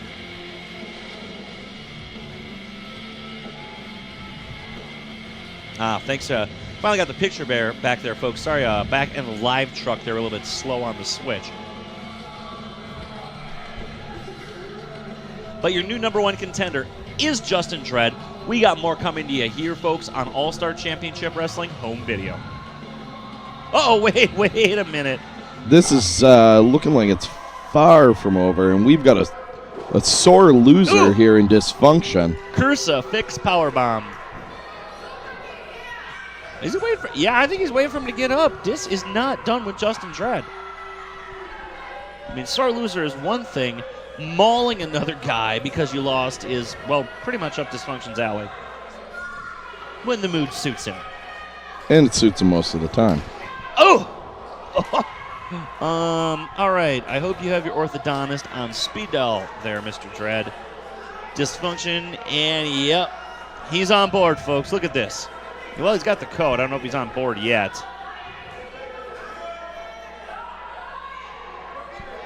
He's examining his trophy. And nice to see he was to his ear, nose, and throat doctor. Nice and clear there. And he's putting on the code, folks. Yeah, he finally got it on. It's not one of those things Dis is used to, suit coats, but the newest member of the Sentowski administration. The one, the only, the completely and utterly terrifying Dysfunction.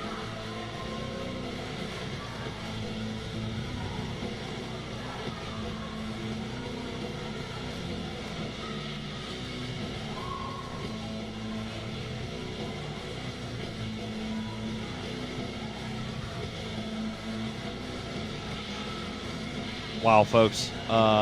You know, the little fun we were having with the Sentowski administration before. Fun games are over, folks.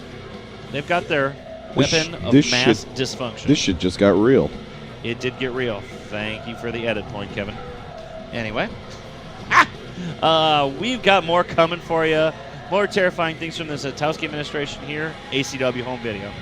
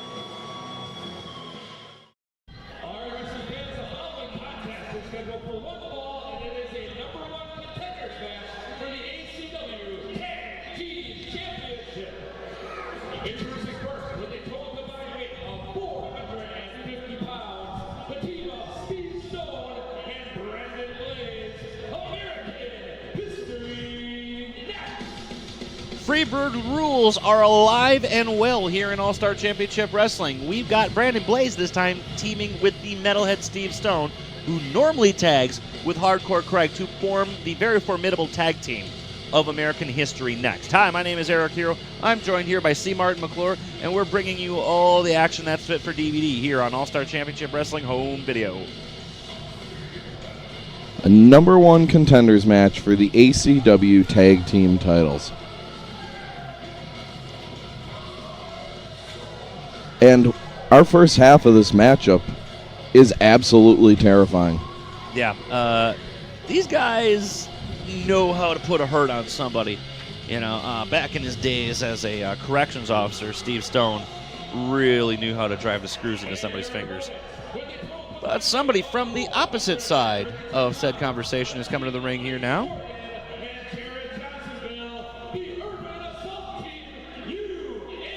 That was a dick punch. Hip punch. He punched him in the Beal area. But here we got the Urban Assault team. South side of Milwaukee, I believe, is where they were originally came from. And these are two bad men. What you got is you got speed in Johnsonville and you got power in Mace Morgan. These guys can handle any aspect of tag team wrestling that you could even think of, between power, speed, high-flying activity, chain wrestling. They've got it all. At least there's somebody in their group that can handle it. Utility men all around. They were the ACW Tag Team champs for a short time, and that's why they're getting this match. They're, they're going to get a chance to come back and try and get their belts back, but these are two very frightening individuals as well. The thing to watch for in this match is to see whether American History Next will actually try to take advantage of the weakened ankle-knee area of Jared Johnsonville. Recently, Johnsonville was sidelined somewhat with that injury. Yeah, we're not exactly sure if it's a sprain or somewhat of a stress fracture, but you were saying, what about strategy? I think their strategy is keep them out of the ring and hit them very, very, very hard.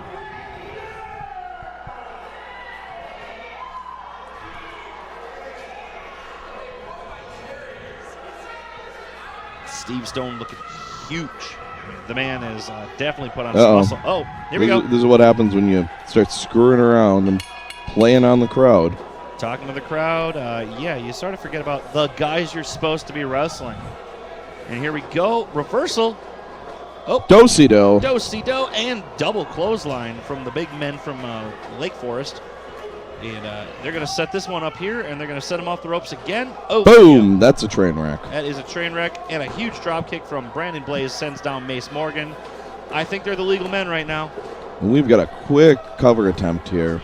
Yeah, Brandon Blaze is not going to be able to take down Mace Morgan that quick. Good of a drop kick as it was. That's not going to take him down. Got him hooked, and neck breaker into a big old arm coming down off the top. Big old clubber and blow. Clubber and blow, very nice. And Steve Stone now just putting the hurt on Mace Morgan, working that neck area. That's a pretty sound strategy. Float over neck breaker there, shades of Kurt Hennig. Very nicely done by Steve Stone, and good tag team wrestling. Look at those quick tags.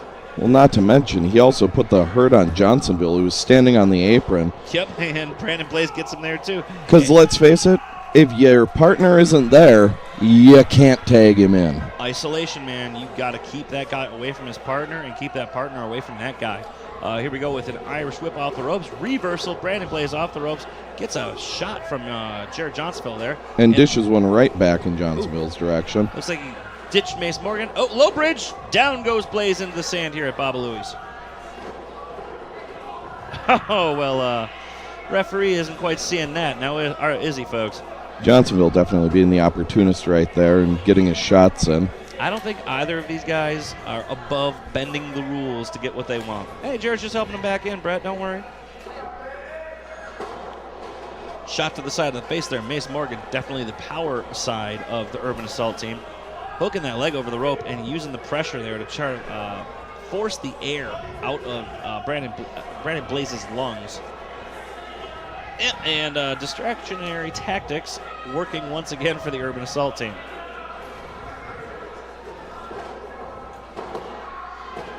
Yet only a 2 count from Youngman on Blaze and covered by Mace Morgan.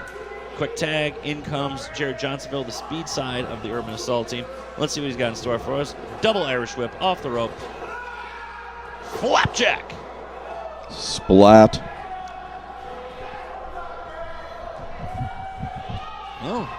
The technique that was being used by American History Next now seems to be employed by the Urban Assault team. And they're isolating Brandon Blaze away from Steve Stone. Steve Stone obviously being the power on that end.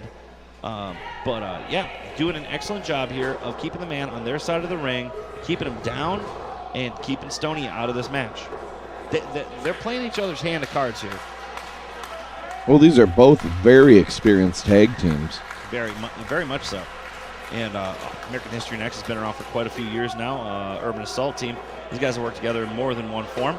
And, I believe that's what they call the groin, not the groin area, which is legal to work with. The groin area, not the double groin. Double groin? Double groin? Yeah. You might have issues. I might have issues if you've got a double groin.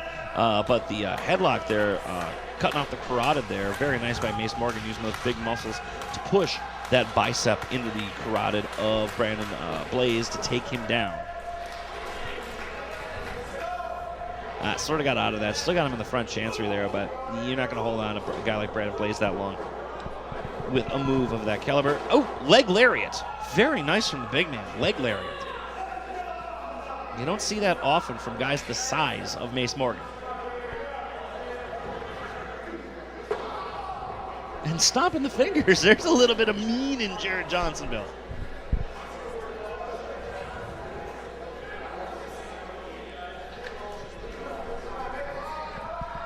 Johnsonville maintaining that pressure and keeping Brandon Blaze cut off here.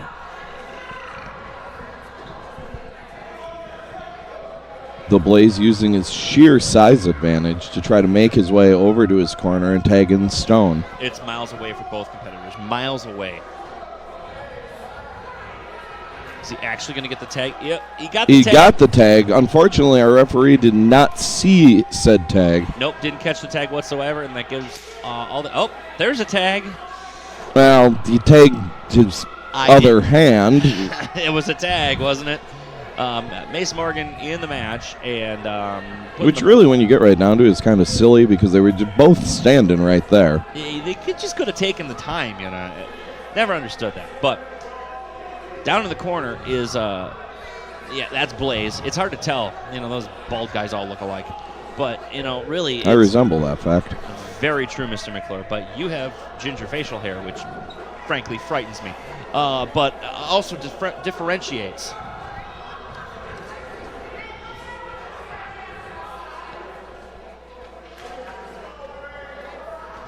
Well, here we go. Got him on the... Sent him off with Irish whip. Reversal under fireman's carry. Oh, actually takes Johnsonville out. Death Valley driver. Very nice by Blaze, but I think it was the last gasp, folks. Blaze's only chance right now is to make it over to his corner, get the tag into Stone, and let Stone light up like a house on fire. I mean, Steve Stone has had limited time in this match, and he is just raring to go. And it looks like Blaze is going to make it over to his corner first. There's the tag. Mace Morgan, he didn't see what's coming. Big old shoulder block there. Atomic drop. Huge clothesline. Goes for a clothesline there and hooks him up. Reverse atomic drop, hits his own tag team partner. Picks him up, scoop slam, down power slam, hooks the leg. 1, 2, and up, broken up by Mace Morgan. Who just got broken up by Blaze. Yeah, well, the action comes fast here, folks. Hooks him for the suplex. Brain buster. Stone got that power and has that finesse to hold him up there for the brain buster. And Brandon Blaze jawing with the referee and not getting out of the ring, pays for it from Mace Morgan. Kicks him in the gut hook, DDT, down goes Steve Stone. Right back up on his feet though, rolled through that one. Catches him, you were talking about that leg. But he's got him hooked, down he goes. Modified sort of doomsday device, 1, 2, and 3. And that's all she wrote. Your number one contenders, the Urban Assault team. I don't know how well they're going to do that. I mean, look at Johnsonville. The man's got a bum wheel. Got a bum wheel. He's in pain. Another guy with a wheel. Yeah. Boy, we're going to have to get some DMV stickers around here.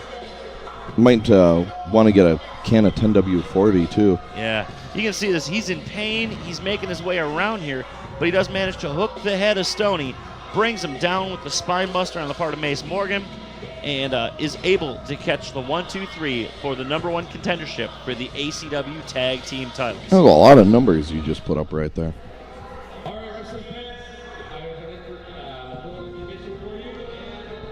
Once wasn't enough. Twice wasn't enough. What are we on now? Dickety 6, I think. Yeah, we're going to go with Dickety 6 here, folks. We don't know because the Kaiser took our word for 20. At this point, I am so sick of seeing that overstuffed suit. I'm just going to let you say what you want, Mr. McClure, as long as it's within the realms of good taste. I don't know if I got anything in good taste that I can say about our commissioner here. Yeah, then I guess we're going to have to listen to him.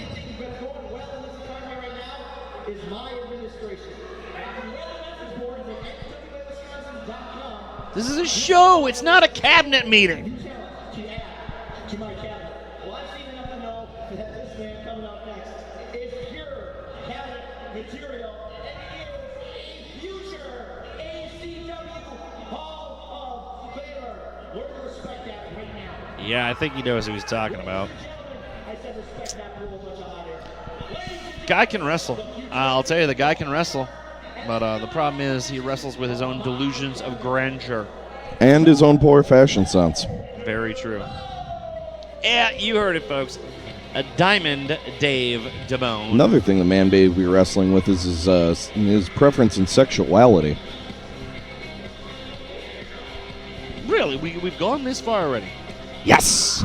Sinking like a stone is the class of the commentary here, folks. My name is Eric Heroux, joined by C. Martin McClure, just so you know who to blame for the crass comments. And just a gigolo. What is this? Really? Did the idiots rip off a paint store along with the suit coats? If there's a paint store, I know a Morbad that would be very interested. Morbad, this is much worse. This is much worse than Morbad. Wow. I mean, they've got masks on. I mean, they look medical grade. Well, they went for medical grade, and then they said, whoa, hold on, buddy. We're not made of money here. I don't got the full $2. Why don't you just give me some painter's masks, and I'll try my best. Line the thing with a little scotch tape, you're good to go. But nonetheless, he's got shiny forearms and a shiny vest. I'm going to stand by my earlier comment that you yelled at me for. I'm giving you open floor, dude. No. All right. We'll just hope the fans at home have a rewind button when you're watching this tape on their old VCP. That's right. Do we put these things out on Betamax? No, VCP. It's a VHS format.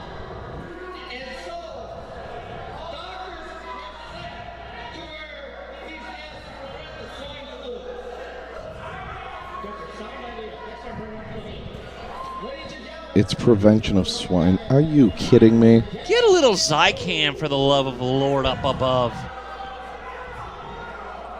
Knowing these guys, they should have enough penicillin laying around the house that they shouldn't have to be worrying about things like swine flu. Nice thing about that penicillin, they didn't pay a dime for it. Nope. You know where they got it. They got it from the Canadians. Absolutely. Full-on healthcare, wonderful place.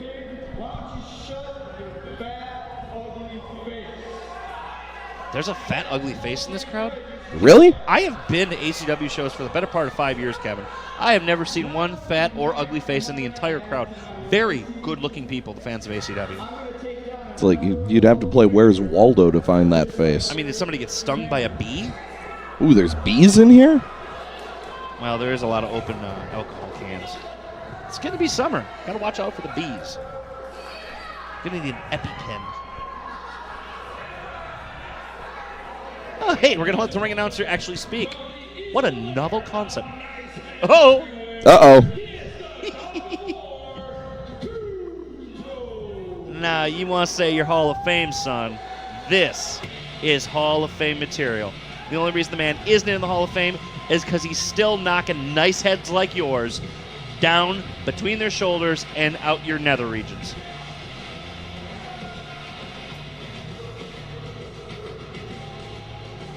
Crowd strongly behind the Dog of War here tonight. You'd think it was a Cleveland Browns game by all the woofing you hear, but no, folks. These are the fans of the Mad Dog of War, Cujo. Yeah. Oh, Dave.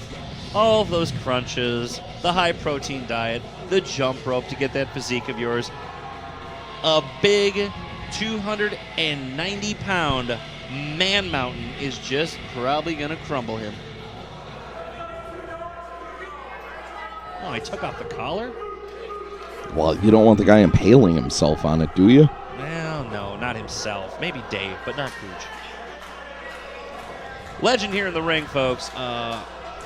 Future certain Hall of Famer, Cujo, the Mad Dog of War, versus Diamond Dave Damone. And let's count it. This is his 10th match in All-Star Championship Wrestling, if my math is right. Hall of Famer indeed.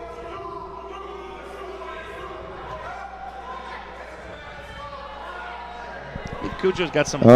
you never poke a dog. Nope. Oh, broke the mask. Oh, no, he's going to get infected now. Whatever. Oh, great. Cujo's not having it. Cujo's a fun-loving guy who loves to have fun, but I'm telling you, he's just not going to let Dave Damone get away with these shenanigans in his ring. Well, it could also be used for an athletic support. Carl? Yeah. Well, that's even worse, Dave. Now you got weasel breath on you. Yeah, I think that you were actually better off with no mask. Yeah, I mean, you before you took the weasel's mask. Wasn't there some sort of commercial about that? You should never share masks. I believe it was, like lucha acne prevention. You should never share masks. That's actually a very good call. You could spread staph. Yeah, we can use some more staph around here. Oh no, that with the pH. Okay. pH. All right. Like the other spelling of fat. Oh yeah. And enough.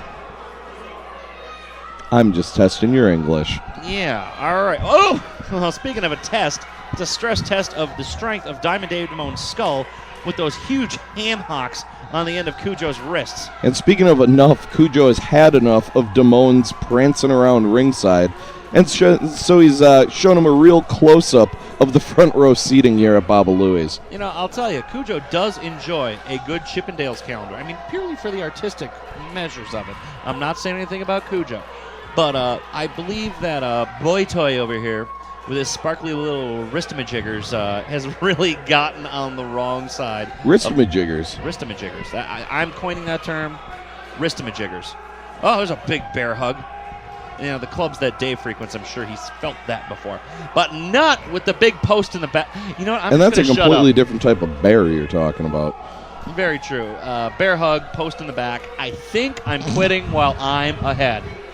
No, come on. Damn it! It's more fun. It's more fun taking the low road. Who's taking the high road?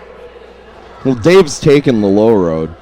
I mean, how are we going to get to Tipperary if we're both taking the low road? That's what I want to know. Well, Dave figured out a way that two men can take the low road. But anyways.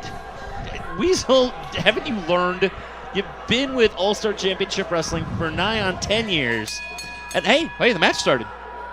Goodness.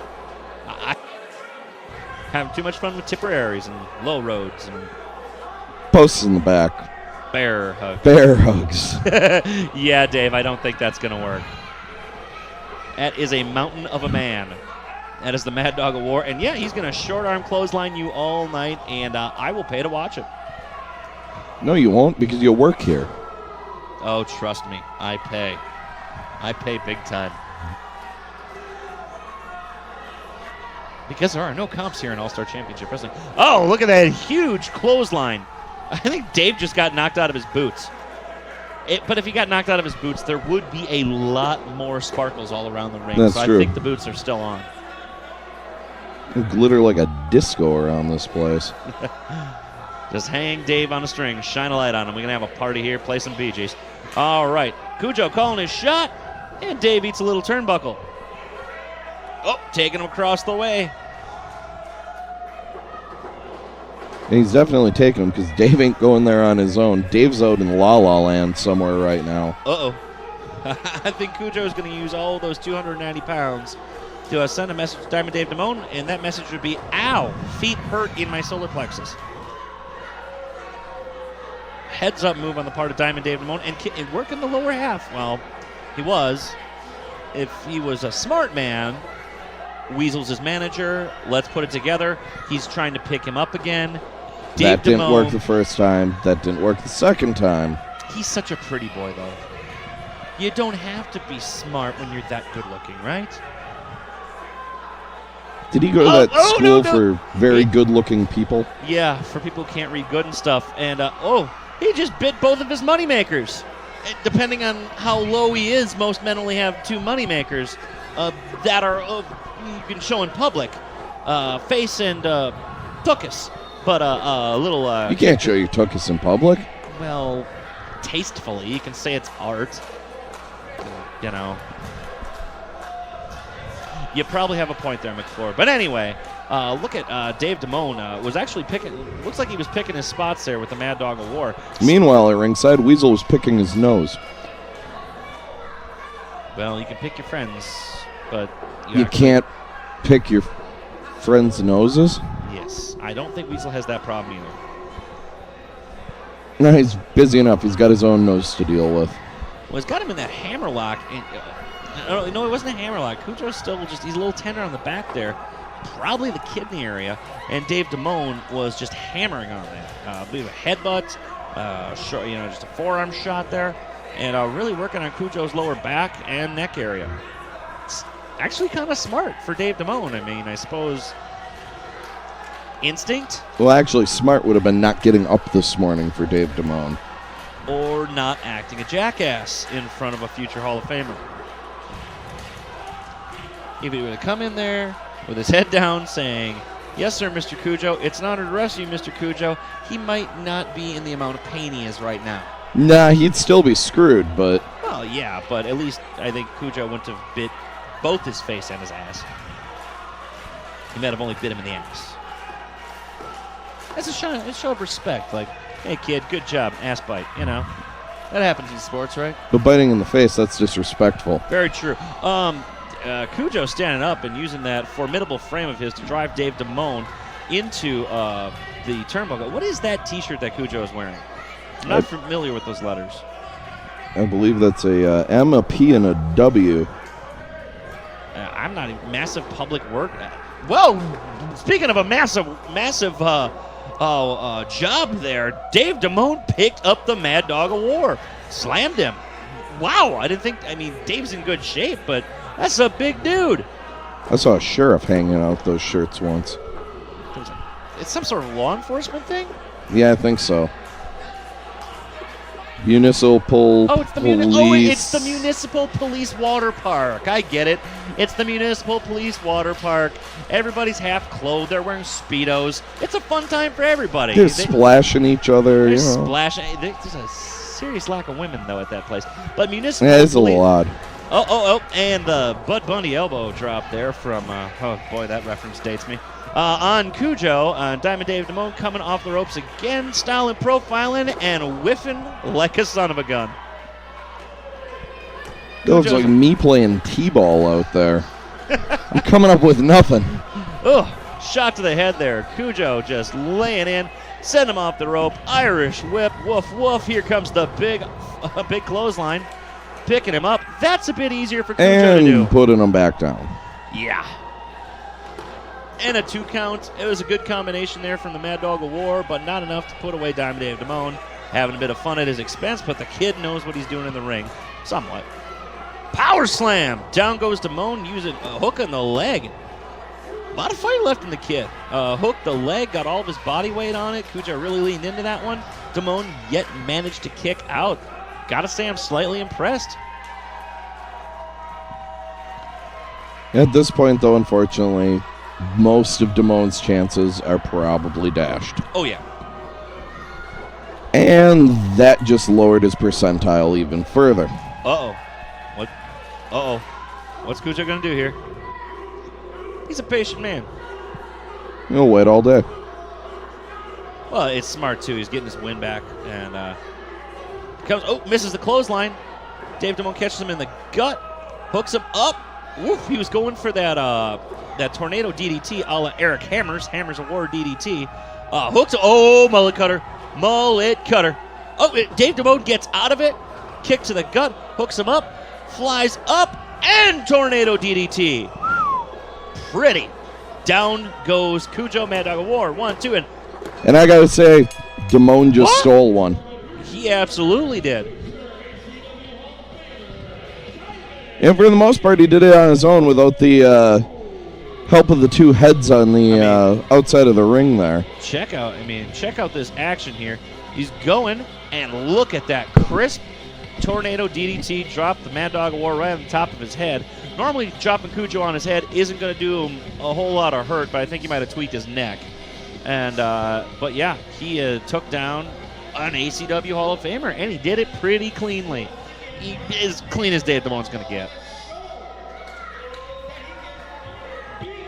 Oh, you hear that? I think Charlie Brown's parents are calling us in. I think it's dinner time.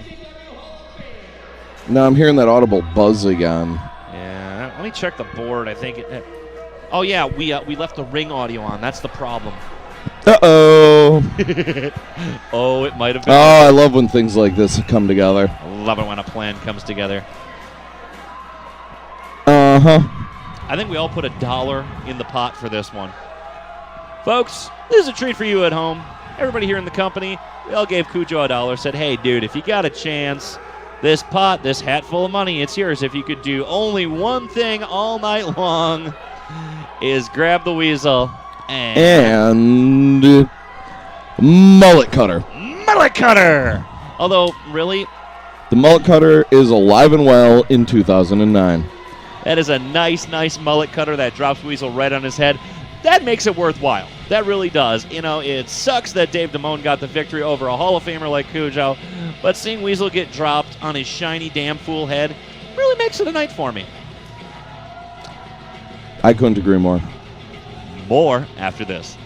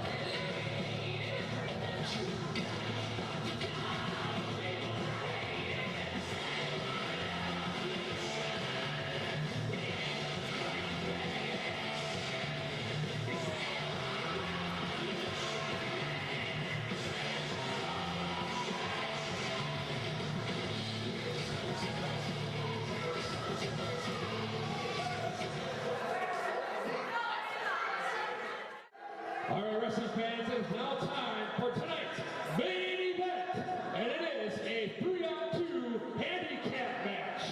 And here are the rules. If the team of Tejas and the McCoys win their match, even though Jay Cash is not here, the McCoys will win the ACW Tag Team Championship tonight. However, if the team of Mick Colluci and TW3 win tonight, the McCoys will no longer be teaming up again. Well, I'm just about out of yarn, folks, to explain how that works. Hold on, let me bust out this abacus and see if we can find an answer. You can work an abacus. Why are you doing commentary for a wrestling show? That's a good call. I'm in the wrong line of work. And here comes Lord Khan with his boys, the McCoys, and the Rent-A-Muscle tonight. Somehow part of the foreign franchise is the least foreign man in the building. Yeah, it's the weird. Native American warrior Tejas. Where native and foreign have opposite meanings. I managed all of these guys, and I still don't understand how it worked. They're from Milwaukee. Okay, you might have an uncle who ate potatoes somewhere, but you're not that foreign.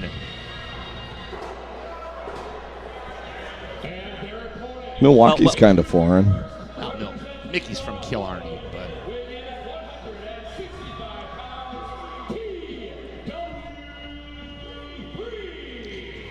the man so popular, he has nothing but consonants and numbers in his name. This is TW3, folks.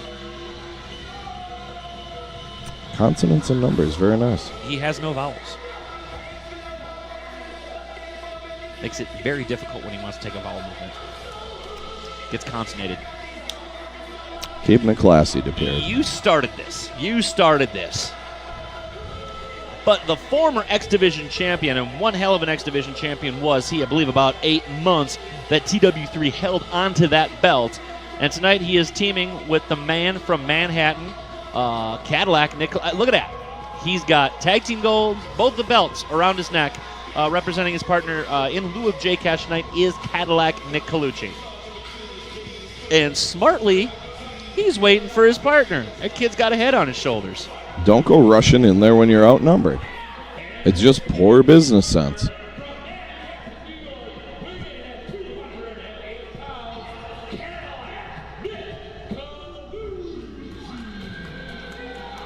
Both Colluci and TW3, former proteges of mine, also from the foreign franchise days. I believe both former X Division champions as well. Absolutely. And the happy, happy music that Nick Colluci comes out to, well, hell, gets my toes tapping. But doing a service tonight for his friend J Cash, stepping in this handicap match, 3-on-2. And that's, wow, okay, 7-on-2, I missed Con. Yeah, it was like about 7 3/4 on 2. I mean, look at that guy's getup. It's like he, whoa, there's a fight already going on. And look at Khan's getup. It's like he killed and skinned the Davenport. Well done, but you dasn't be doing that to the Davenport. Dasn't not be doing that to the Davenport. But owning the ring right now are Cadillac Nick Colluci and TW3. You know what Lord Con McIntosh needs? He needs a pair of slacks. You know, I'm sure he's gotten served from Apple Computer once or twice for the use of the trademark name there.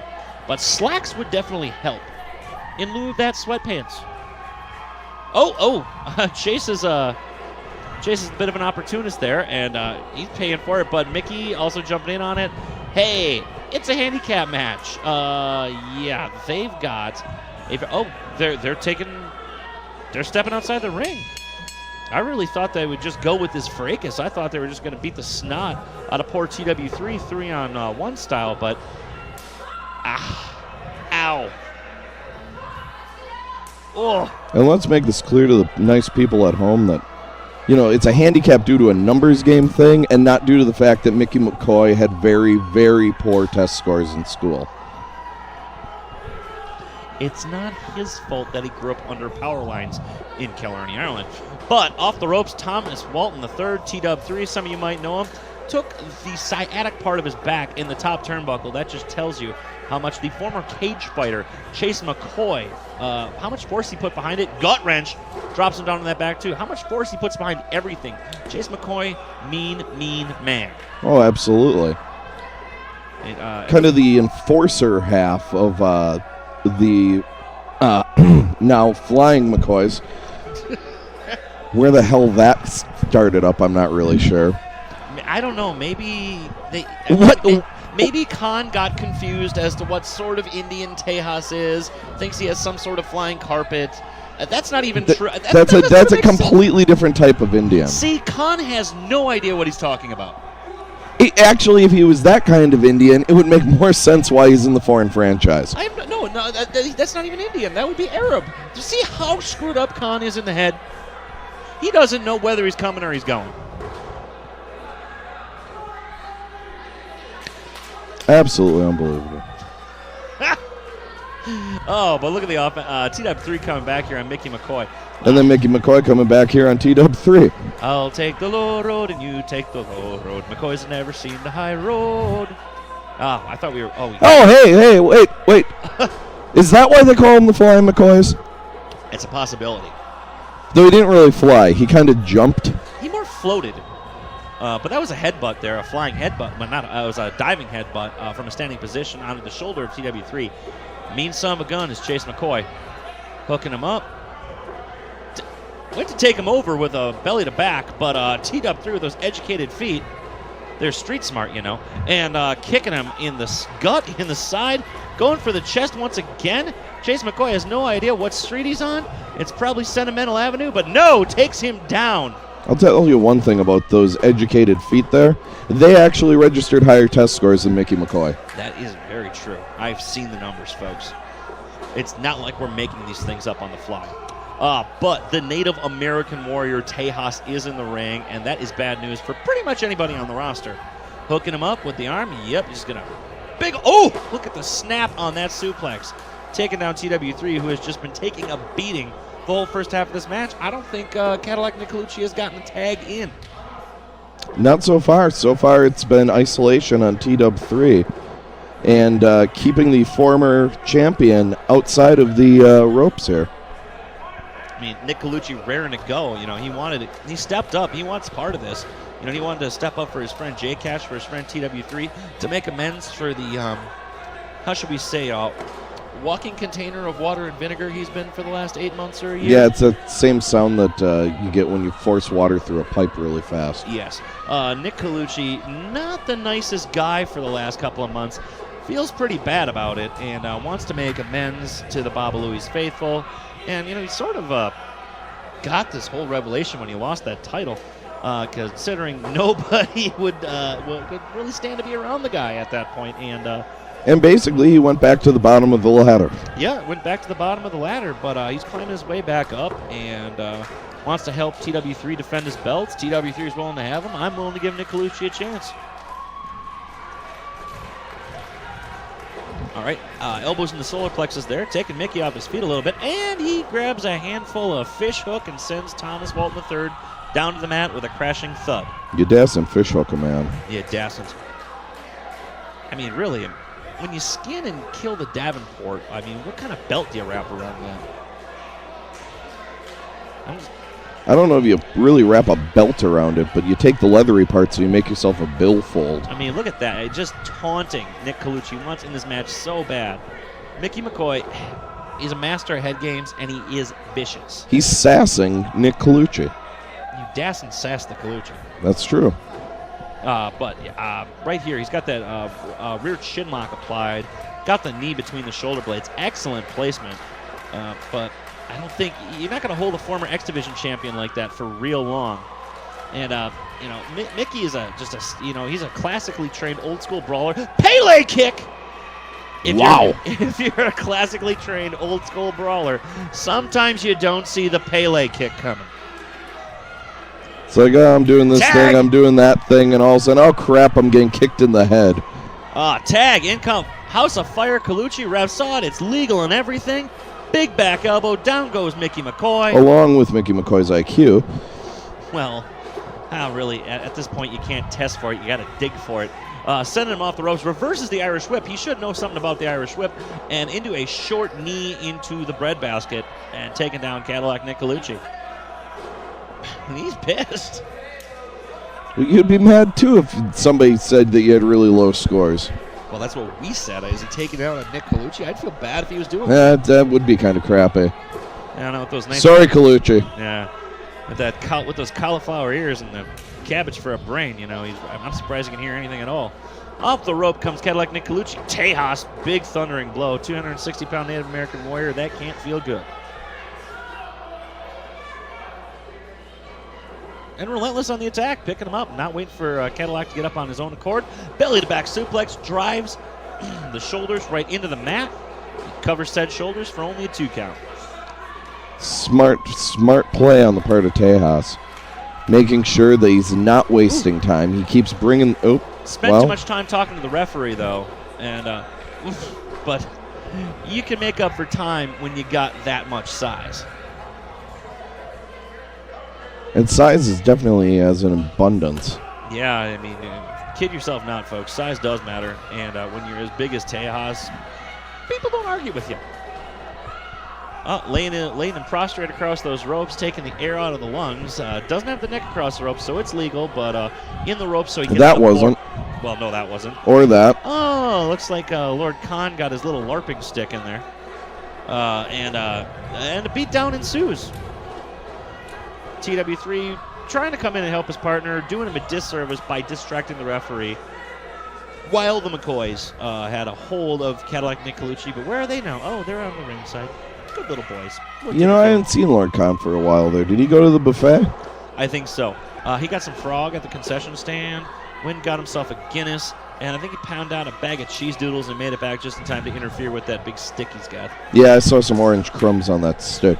He's going to have to clean those up. Kyle does a great job with the sand, but he does not do cheese doodle crumb.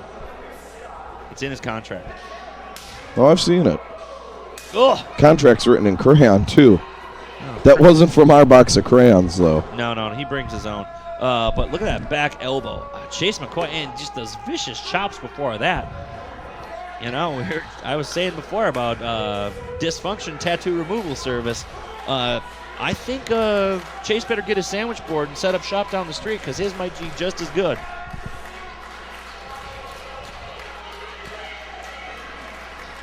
He held that front chancery a little too long. I mean, Cadillac might be squirming trying to get out of this. Reverses the Irish whip on the Irishman. And... Ooh, rib breaker.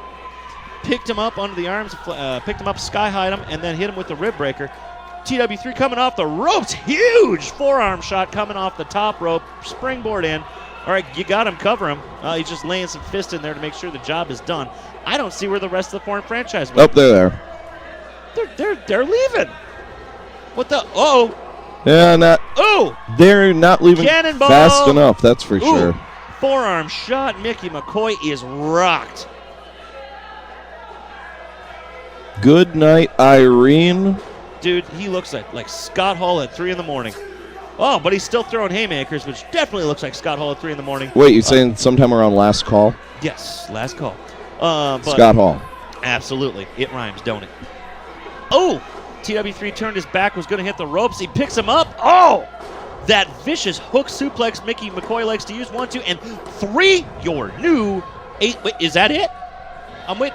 That is the call. I hear the bell. Your new ACW Tag Team Champions, the McCoys. Tejas gets a hefty paycheck, and he gets to beat up on Cadillac Nick Colluci. So that and Mr. Goodbar, he's had a good day. Mr. Goodbar is one thing. McIntosh had a box of Twinkies, some Cheese Whiz. Oh! Cadillac clothesline. That'll teach you, Tejas. I don't care if he outweighs Cadillac Nick Colluci by a good 50 pounds. That Cadillac clothesline, I just look, here's the replay. That driver just putting Thomas Walton III, TW3 down, hooking that leg and just pulling it down. Look at him kick the feet for leverage. Great pin by Mickey McCoy. Dirty underhanded tactics, but man, that was actually a really good finish to that match by Mickey McCoy. Well, folks, it's been one hell of a night here in All-Star Championship Wrestling. My name is Eric Heroux. I've been joined by C. Martin McClure, Monkeys on Dogs, so ain't easy. Good night now.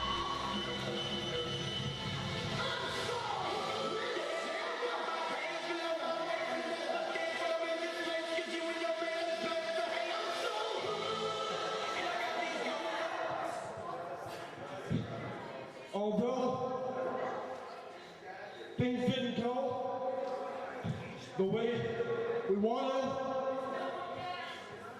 Thank you guys for coming out and supporting ACW. And make sure next month you join us when we're in Appleton, Wisconsin at the bar on Lindale on June 27th.